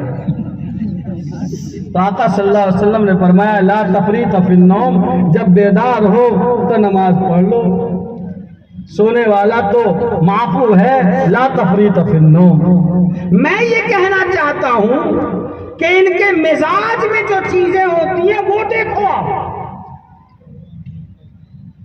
سو اس طرح سے ہیلے بنانا اور اپنی باتوں کو ایک محل وقوع سے کسی اور پیرائے سے پیش کرنا یہ اچھی عادت نہیں ہے. ہماری بہنوں کو اس حدیث شریف سے سبق لینے کی ضرورت ہے اور سیکھنے کی ضرورت ہے. بلکہ پیارے آقا صلی اللہ علیہ وسلم نے ارشاد فرمایا اذا دعا الرجل زوجته لحاجته فلتأته وإن كانت على التنور اور كما قال النبی صلی اللہ علیہ وسلم. میں تقریر نہیں کر رہا, صرف میں باتیں بیان کر رہا ہوں.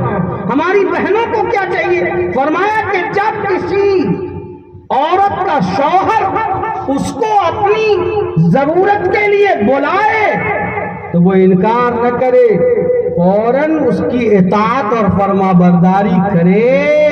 اگرچہ وہ چولہے پر روٹی پکا رہی ہو, روٹی توا میں ہے, جل سکتی ہے, لیکن باوجود تمام وہ شوہر کی بات مانے. یہ شوہر کا حق ہے بیوی پر.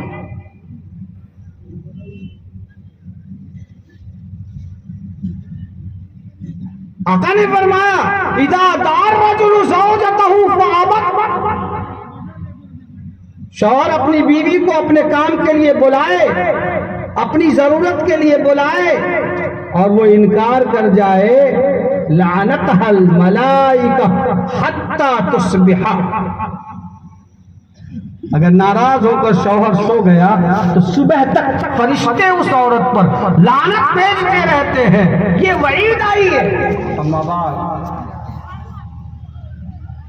سیدہ حضرت عائشہ صدیقہ رضی اللہ تعالی عنہ سے روایت ہے کہ آقا صلی اللہ علیہ وسلم انصار و مہاجرین کے درمیان تشریف فرمائے, ایک اونٹنی آئی اور سجدہ تعظیمی اس نے جھک کر کیا.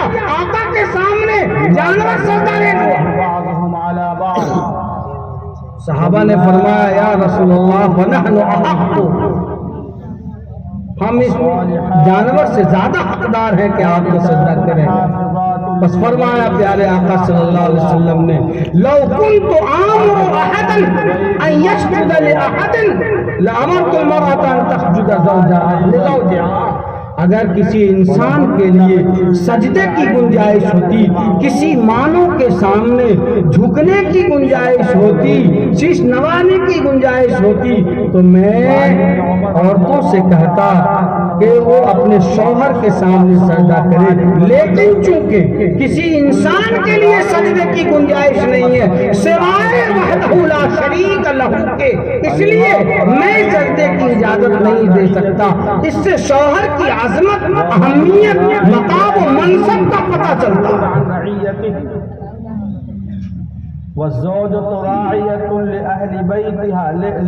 فرمایا پیارے آقا جناب محمد رسول اللہ صلی اللہ علیہ وسلم ایما امرأة ماتت وزوجها عنها راضٍ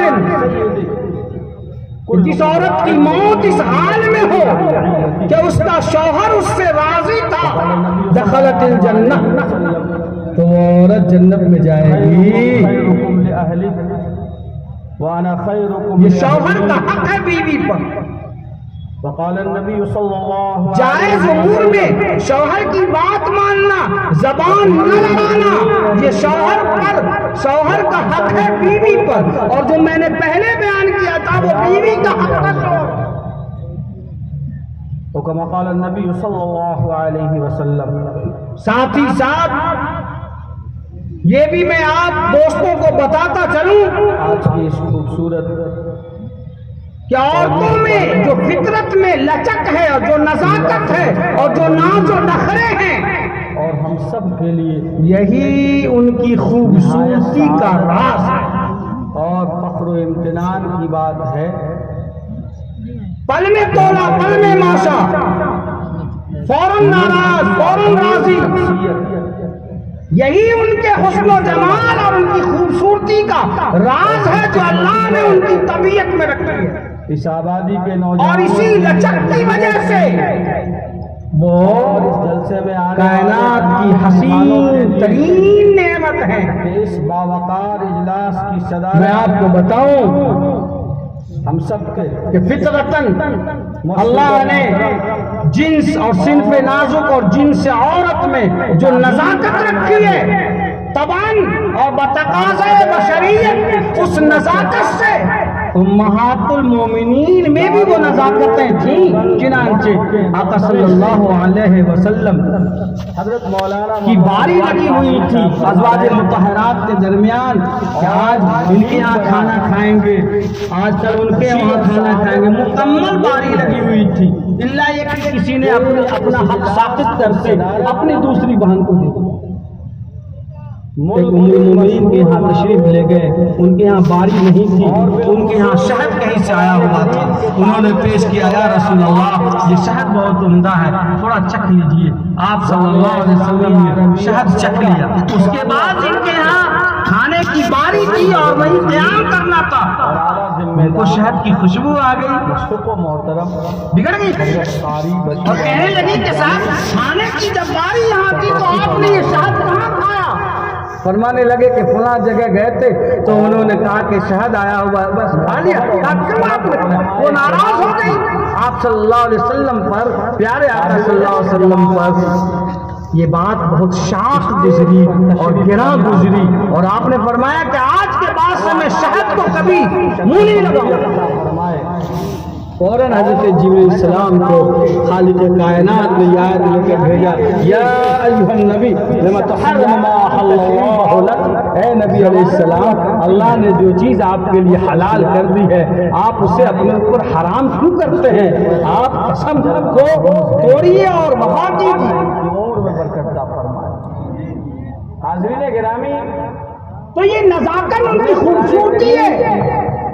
اگر ان کے مزاج میں جذباتیت نہ رہے، اگر وہ جذباتی نہ ہو تو دسمبر اور جنوری کی سردیوں میں جب ہم گرم بستر سے کروٹ بدلنا بھی پسند نہیں کرتے، یہ عورت کا ہی جگر ہے اور ماہی کا جگر ہے کہ اپنے بچے کے تمام ضروریات کے لیے وہ رات میں بستر سے اٹھتی بھی ہے اور سرد اور ٹھنڈے پانی کو چھوتی بھی ہے.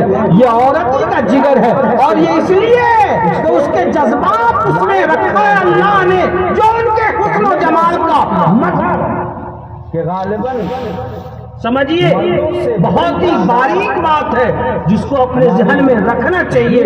اگر یہ باتیں ہم نے اپنے ذہن میں رکھ لی تو پھر ہمارے دل و دماغ میں ہمیشہ ان کی قدر رہے گی اور عظمت رہے گی. ہم شکر گزار ہیں اپنے بس لوگوں، آقا صلی اللہ علیہ وسلم نے فرمایا، میں اپنی بات اب ختم کروں اس لیے کہ اب منتظمین بھی چاہتے ہیں کہ سما خراشی کا سلسلہ اب بند ہونا چاہیے، تو میں یہ حدیث شریف پیش کر کے اپنی بات ختم کرتا ہوں. فرمایا جناب محمد رسول اللہ صلی اللہ علیہ وسلم نے ہماری بہنوں سے ہم مخاطب ہیں کہ آپ اچھی طرح سے یہ پیغام بنورا مدرسہ کے جلسے سے اپنے پلو میں گرہ باندھ کے گھروں میں لے جاؤ.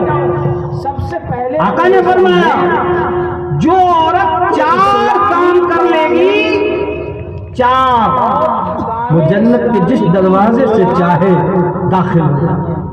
المرأۃ اذا صلت خمسہا، عورت جو 5 وقت کی نماز پڑھے. نماز میں بڑی سستی ہے. آج بچے نے یہ پیشاب کر دیا تو فلاں میں اگر بچے نے کپڑے پہ پیشاب کر دیا کپڑا بدل کے نماز پڑھو. بچے کے پیشاب کرنے کی وجہ سے غسل کرنا فرض تھوڑا ہی ہوتا ہے. مرد و عورت کے درمیان مساوات 5 وقت کی نماز پڑھی. ایک کام اور وصامت شہرہا، ہمارے اور سامنے رمضان کے روزے رکھنا. دنیا خیر اس میں زیادہ زور دینے کی ضرورت نہیں ہے. ان کو تو کہا جائے کہ مسلسل 12 مہینے رکھے تو سبحان اللہ. وہ انداز اللہ کا شکر ہے. ٹھہرایا اور پیش کرنے کا اور پروسنے کا جو طریقہ ہے. دوسرا کام نماز، اسلامی افکار و خیالات سے محسنت پر جہاں. تیسرا کام مرد و عورت کے اپنی درمیان عفت و عصمت کی حفاظت کرنا. اور مساوات کا مطلب یہ نہیں اپنی ہے عفت اور عصمت کی، ناموس کی حفاظت کرنا، شرمگاہ کی حفاظت کرنا. اور دونوں کے کام ایک ہو. اور میں یہ عرض کروں کے خلاف کہ شرمگاہ کا مفہوم وہ نہیں جو ہم سمجھتے ہیں، بلکہ شرمگاہ کا مفہوم وہ ہے کہ جن چیزوں کا چھپانا اور ستر عورت جس کو کہتے ہیں، جن چیزوں کا نماز میں چھپانا فرض ہے، وہ ساری چیزیں اسی ستر میں داخل ہیں. اسلامی نظام کی بنیاد آپ کے سمجھائے ہوئے عورت کے لیے دونوں ہتھیلی، دونوں قدم اور یہ چہرہ، اس کے علاوہ پورا جسم شرمگاہ میں داخل ہے، جس کا ستر عورت سے اس کا چھپانا واجب ہے. بلکہ قرآن نے یہ بھی فرمایا کہ چہرہ کا بھی، اس میں بھی بعض لوگوں نے فرمایا کہ اس کو بھی چھپانا ہے، اس پہ بھی نقاب رکھنا. اگر اسی کام کے لیے استعمال کیا جا رہا ہو تو وہ عدل ہے، اور اگر دوسرے کام میں اور دوسری جگہ میں استعمال جناب محمد رسول اللہ صلی اللہ علیہ وسلم کو معراج کے موقع پر شے کو جس چیز کے لیے بنایا گیا ہے جب آسمان پہ لے جایا گیا اور جہنم اور جنت کا سیر کرایا گیا، ہزاروں عورتوں کو دیکھا جو اپنے بال کے بل جہنم میں لٹکی ہوئی ہے اور آگ کا انگارہ اور لپٹ اٹھ رہا ہے. فرمایا یہ کون عورتیں ہیں؟ حضرت جبرائیل علیہ السلام نے فرمایا یا رسول اللہ یہ آپ کی امت کی وہ خواتین ہیں جو اپنے بالوں کی نمائش کی چیز ہے، اس کو پاؤں میں پہننے کے فرمایا رسول اللہ صلی اللہ علیہ وسلم نے کہ قیامت کی نشانیوں میں سے ایک نشانی یہ بھی ہے سر پہ جو کہ عورتیں بالوں کو اونٹ کے کوہان کی طرح بنائیں گی. پاؤں میں پہننا چاہیے. اور نیا عورتیں تو عورتیں کیا، اب تو ہمارے بچے بھی اپنے بالوں کی کٹنگ اس طرح سے کرواتے ہیں جیسے مجرمین اور قیدیوں کے بال کاٹے جاتے ہیں. گویا کہ جہنمی بال کاٹتے ہیں. جس چیز کے لیے بنایا ہے وہیں استعمال کرنا اس کے لیے عدل ہے. آگے بڑھتے ہیں، دیکھا کہ ہزاروں عورتیں جو اپنے سینے اور چھاتی کے بل لٹکی ہوئی ہیں اور آگ کا ایک شعلہ آتا ہے آواز میں جاتا ہے. جو کاموں کی تقسیم ہے، دیکھ لیجئے پوری تفصیل حدیث شریف میں موجود ہے. تقسیم ہے اس کی یہ بنیاد عجائبات کا معائنہ کرایا گیا. فرمایا یہ کون عورتیں ہیں؟ آپ کی امت کی وہ بے پردہ عورتیں ہیں، بقاسیات عاریات مائلات ممیرات، تحمل، قوت برداشت، اس طرح سے اللہ نے جو اپنے جسم کی نمائش کرتی ہیں. کہ یہ اور کام کے لیے ہے. خواتین ان عورتوں کا حج نہیں ہوگا کہ سینے کے بل لٹکا دیا جائے گا جہنم میں. العالمان والحفیظ، اللہ ہم سب کی حفاظت فرمائے، ہمارے گھر کی خواتین کی اور مومنات کی اور مومنین کی حفاظت فرمائے. پیدا کیا ہے. آقا نے فرمایا کہ زمانہ آ رہا ہے دونوں کے اوپر جو ذمہ داریاں دی جو کپڑا پہنے ہوئے ہوں گی لیکن وہ ننگی ہوں گی. اور ان کے دیکھ لیجیے آپ اور قوت یہ کپڑے کی جو قسمیں ہیں، یہ لیگی اور یہ جینس اور یہ شرٹ اور یہ ٹائٹ کپڑے اور چست کپڑے پہنے ہوئی ہیں لیکن جسم کا سارا خط و خال نظر آ رہا ہے، کپڑا تو بدن پر ہے لیکن وہ ننگی ہے۔ فرمایا آج سے 1400 سال پہلے جناب محمد رسول اللہ صلی اللہ علیہ وسلم نے ایک وقت ایسا آنے والا ہے، وہ وقت آ گیا۔ اب سوال یہ پیدا ہوتا ہے، مائلاتن کیا خود بھی اپنے ناز و ادا اور اسٹائل سے مائل ہوتی ہے، وہ ممیلاتن اور اپنی طرف مائل ہونے کی دعوت دیتی ہے اپنے اسٹائل سے، سماج میں اونچا ہو اور فرمایا رسول اللہ صلی اللہ علیہ وسلم نے کہ ایسی عورتوں کا جنت میں داخلہ تو بہت دور کی بات ہے، جنت کی خوشبو تک میسر ہے۔ اللہ کہ نہیں شرمگاہ کی حفاظت، فرمایا رسول اللہ صلی اللہ علیہ وسلم نے ضرورت ہے کہ لوگوں تم دو چیز کی ضمانت دے دو، میں تمہیں جنت کی ضمانت دیتا ہوں۔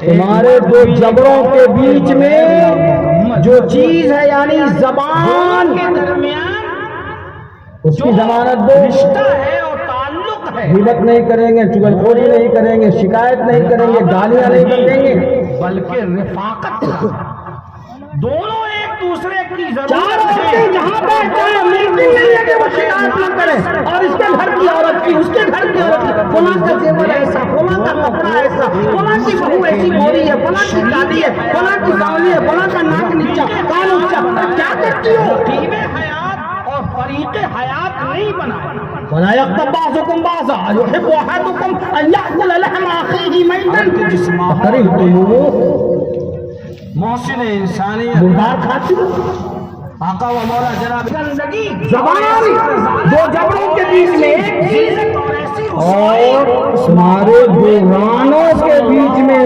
یعنی شرمگاہ، تم ان دو چیزوں کی حفاظت کی ضمانت دے دو۔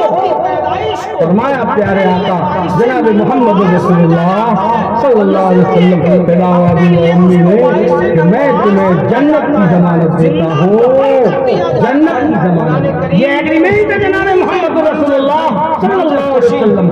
ہماری بہنیں، ہمارے بھائی، ہم سب اگر ہم نے ٹھان لیا کہ ہم اس ضمانت کو اس کی شیورٹی دے دیں، اللہ کے رسول کا فرمان خدا کی قسم زمین و آسمان، شجر و حجر، شمس و قمر غلط ہو سکتے ہیں لیکن پیارے آقا صلی اللہ علیہ وسلم کا فرمان غلط نہیں ہے۔ قیامت تک کے انسانوں کے لیے گرچہ القول اللہ وما ينطق عن الهوى ان هو الا وحی یوحی۔ تیسرا کام شرمگاہ کی حفاظت۔ سمجھا جائے گا آج کی تاریخ میں کہتا ہوں اپنی بیٹیوں سے، بھانجیوں سے، بہنوں سے نہیں سمجھی جائے گی آج کی تاریخ سے، اور کہ یہ دور تو فتنوں کا دور ہے، اختلاف کا دور ہے، ایمان کو خریدنے کا دور ہے۔ ہر نکلا، ہر چوراہے، بازاروں میں، گلیوں میں، سڑکوں پر، ہمارے گھروں میں انہوں نے ایسی مشینیں دے دی ہیں جس سے ہمارے ایمان کا سودا ہمارے دشمنان آسانی سے کر رہے ہیں۔ یاد رکھیے آپ سب اپنی بیٹیوں، اپنی بھتیجیوں، بھانجیوں، نواسیوں، پوتیوں، بہوؤں کو پابند کیجیے اور انہیں سمجھائیے کہ میری بیٹیوں، بہنوں، اگر تمہیں گھر کی دہلیز سے باہر قدم رکھنا ہو تو ہر حال میں تمہارے سروں پر حجاب، نقاب، دوپٹہ اور گھونگھٹ ہونا چاہیے۔ اور یاد رکھو کہ یہ حجاب و نقاب اور یہ دوپٹہ یہ عام کپڑے کا کوئی ٹکڑا نہیں ہے، یہ فاطمہ الزہرا کی وہ چادر ہے جس کو آقا و مولا جناب محمد رسول اللہ صلی اللہ علیہ وسلم نے پوری دنیا کی بہوؤں اور بیٹیوں اور ماں کے سروں پہ تان دیا اور فرمایا کہ اے ہماری بیٹیوں، جب تک تم اس چادر عفت کی حفاظت کرو گی اللہ تمہاری عزت کی حفاظت ہوگا جنت میں مقام و منصب۔ اور جس دن تم نے اس چادر کو بوجھ سمجھ کر اتار پھینکا اس دن عزت کی ضمانت ختم ہو جائے گی، پھر تمہاری عزت کا کوئی نگہبان اور رکھوالا نہیں ہوگا۔ میں اس اجلاس سے اپنی بہنوں کو، بیٹیوں کو یہ خطاب کرنا چاہتا ہوں اور میں پابند کرنا چاہتا ہوں اور آپ سب سے وعدہ لینا چاہتا ہوں کہ آپ ہر حال میں حجاب و نقاب کو اور حیا کو جو عورتوں کا زیور ہے اس کو اپنی زندگی کا حصہ بنائیے تاکہ اللہ عزت کی حفاظت کا ذمہ دار رہے۔ اور اس سے اعلیٰ بات یہ ہے کہ کبھی کبھی ایسا ہوتا ہے کہ حجاب اور نقاب میں بھی اسٹائل ہے۔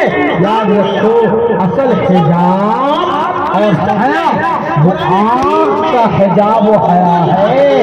اگر ایمان والیوں میں آنکھوں کی حیا ہو تو یقیناً لباس بھی اس کی حفاظت کریں گے، اور لباس ہم نے پہن لیا چڑھا لیا لیکن آنکھوں میں بھی حیائی ہے، چٹک مٹک دانا پایا ہے تو پھر شیطان اس کو اچک لے گا۔ جیسے ہم دانا چنتے ہیں اس کو دانے سے کنکر کو چن لیتے ہیں، ویسے ہی شیطان ایسی عورتوں کو اچک کر اپنے جال میں کی وجہ سے دوسرے حق نہیں پاتے۔ لیکن تیسرا کام بہت مقصد کر رہا ہے، حق ملنا، نماز پڑھنا، روزہ رکھنا، یہ اصحاب روز ہے، شرمگاہ کی حفاظت کرنا، عزت و عصمت کی حفاظت کرنا، وَأَطَاعَتْ بَعْلَهَا، اور چوتھا کام ہے اپنے شوہر کی فرما برداری کرنا، جائز کاموں میں اس کی بات کو ماننا، تسلیم کرنا۔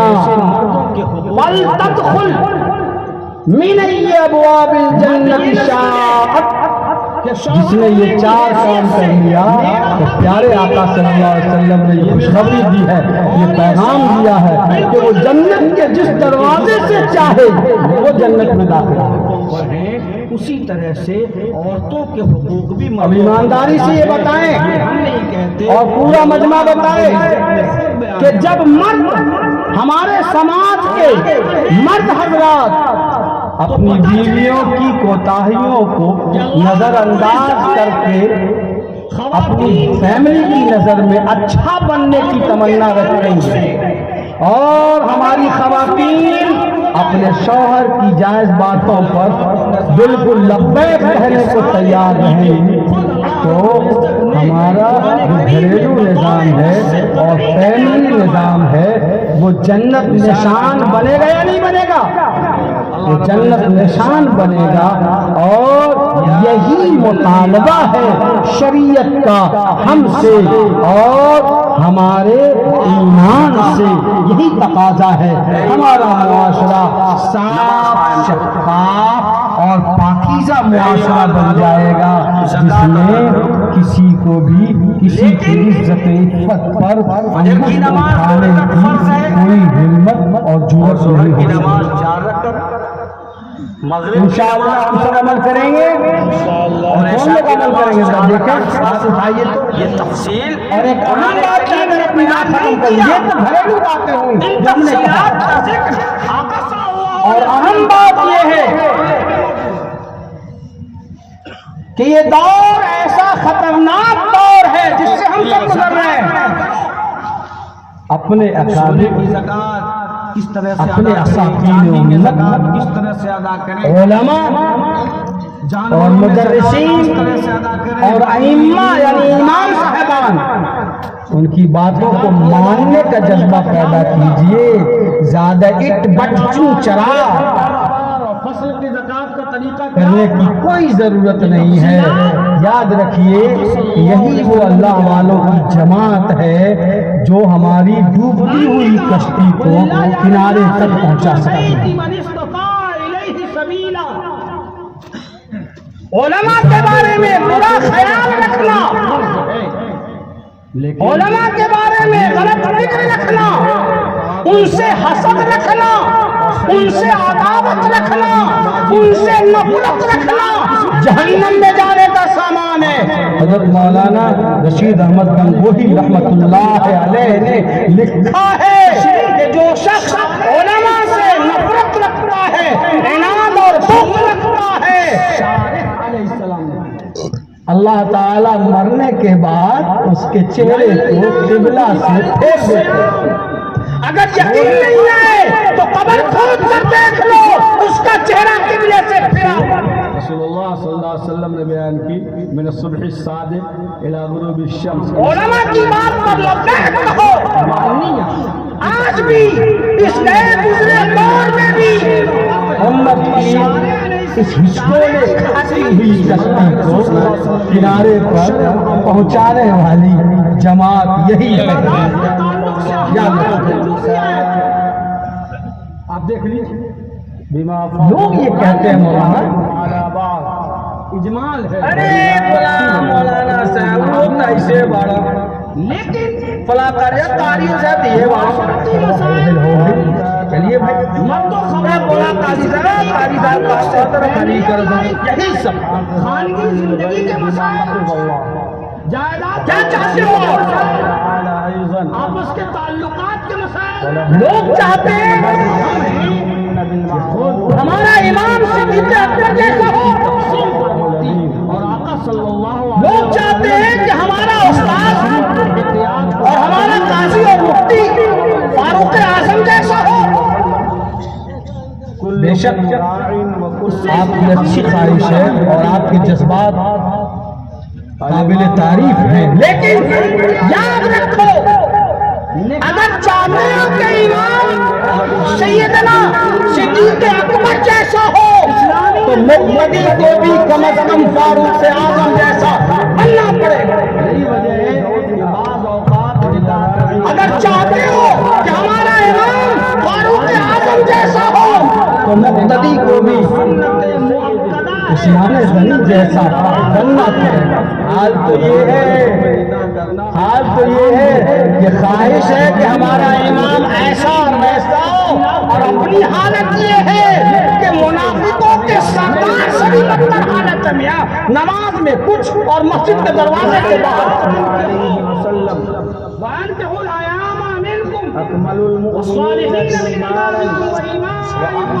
या अय्युहल्लज़ीना आमनू अतिउल्लाह व अतिउर रसूल व उलिल अम्रि मिनकुम। उलुल अम्र की तफसीर पढ़ो। जिन मर्दों की बीवियां सो अपने कायदीन की बात मानेंगे इंशाअल्लाह। कहीं से कोई पाक नहीं होता। याद रखो, मासूम होना सिर्फ अंबिया की सिफत है। बड़ा से बड़ा वली, बड़ा से बड़ा पारसा, बड़ा से बड़ा पीर, मुर्शिद, जो भी इंसान है उससे खता होना है। अगर खता नहीं है तो वो इंसान नहीं है, और जो इंसान है उससे खता होना ही होगा।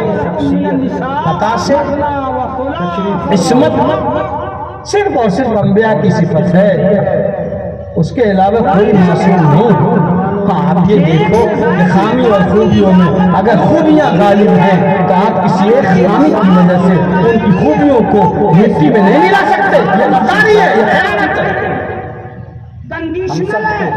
वही कौम कामयाब होगी जो अपने मुक़्तदा और जिम्मेदारों की बात मान कर चलेगी। अगर हम चाहते हैं कि हम इज्जत के साथ जिंदगी गुजारें तो अपने जिम्मेदार कायदीन उलमा हमारा और बुजुर्गों की बात को मान कर चलना होगा। चलेंगे इंशाअल्लाह। दूसरी बात हो गई, पहली तो मैंने मियां बीवी को पूछा, दूसरी बात मुख्तसरन बताई, और आखिरी बात ये कहता हूँ कि दयारे इश्क में अपना मकाम समझ,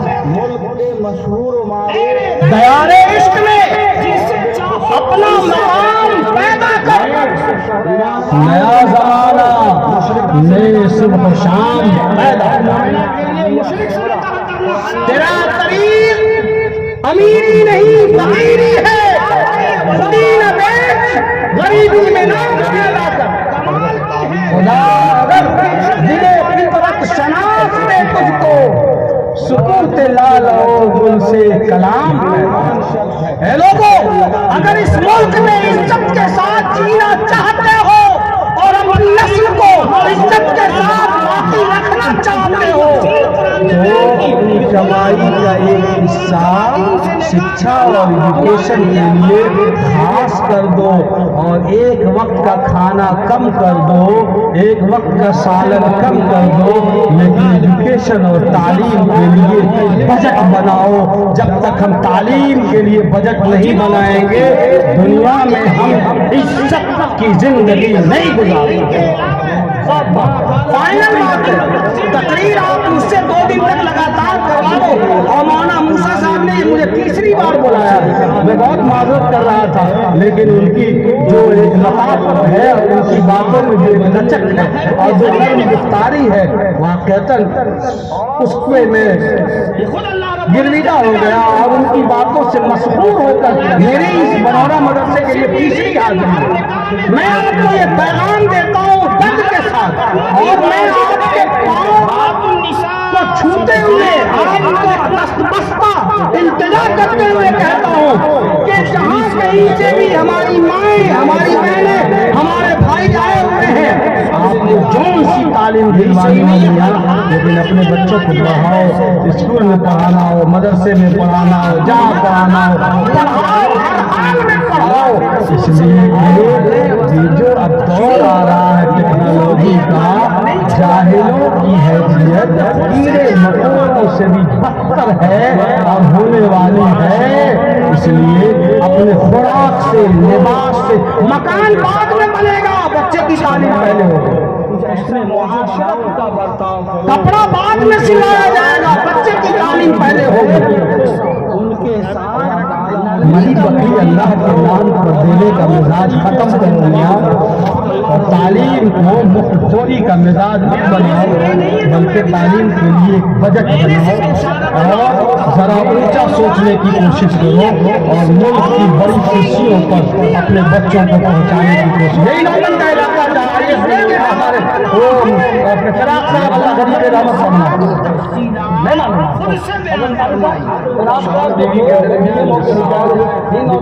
तफसील बयान फरमाई। कोई चीज मुमकिन नामुमकिन नहीं है। अगर आप चाहें तो इसी गांव से IAS पैदा होगा, IPS पैदा होगा, इंजीनियर पैदा होगा। आप आदमी तो करो, इबादत तो करो। कह लोगों क्या हम सब पक्का वादा करते हैं कि इंशाअल्लाह हम अपने बच्चों को पढ़ाने के लिए अपनी आमदनी से कुछ हिस्सा खास करेंगे और तालीम के लिए बजट बनाएंगे इंशाअल्लाह। अल्लाह आप सबको कबूल फरमाए, अल्लाह जलसे को कबूल फरमाए, मुझ जैसे गुनाहगार की हाजिरी को कबूल फरमाए। खुदा करे कि मेरी बातों में असर हो जाए और अल्लाह ताला अमल की तौफीक अता फरमाए।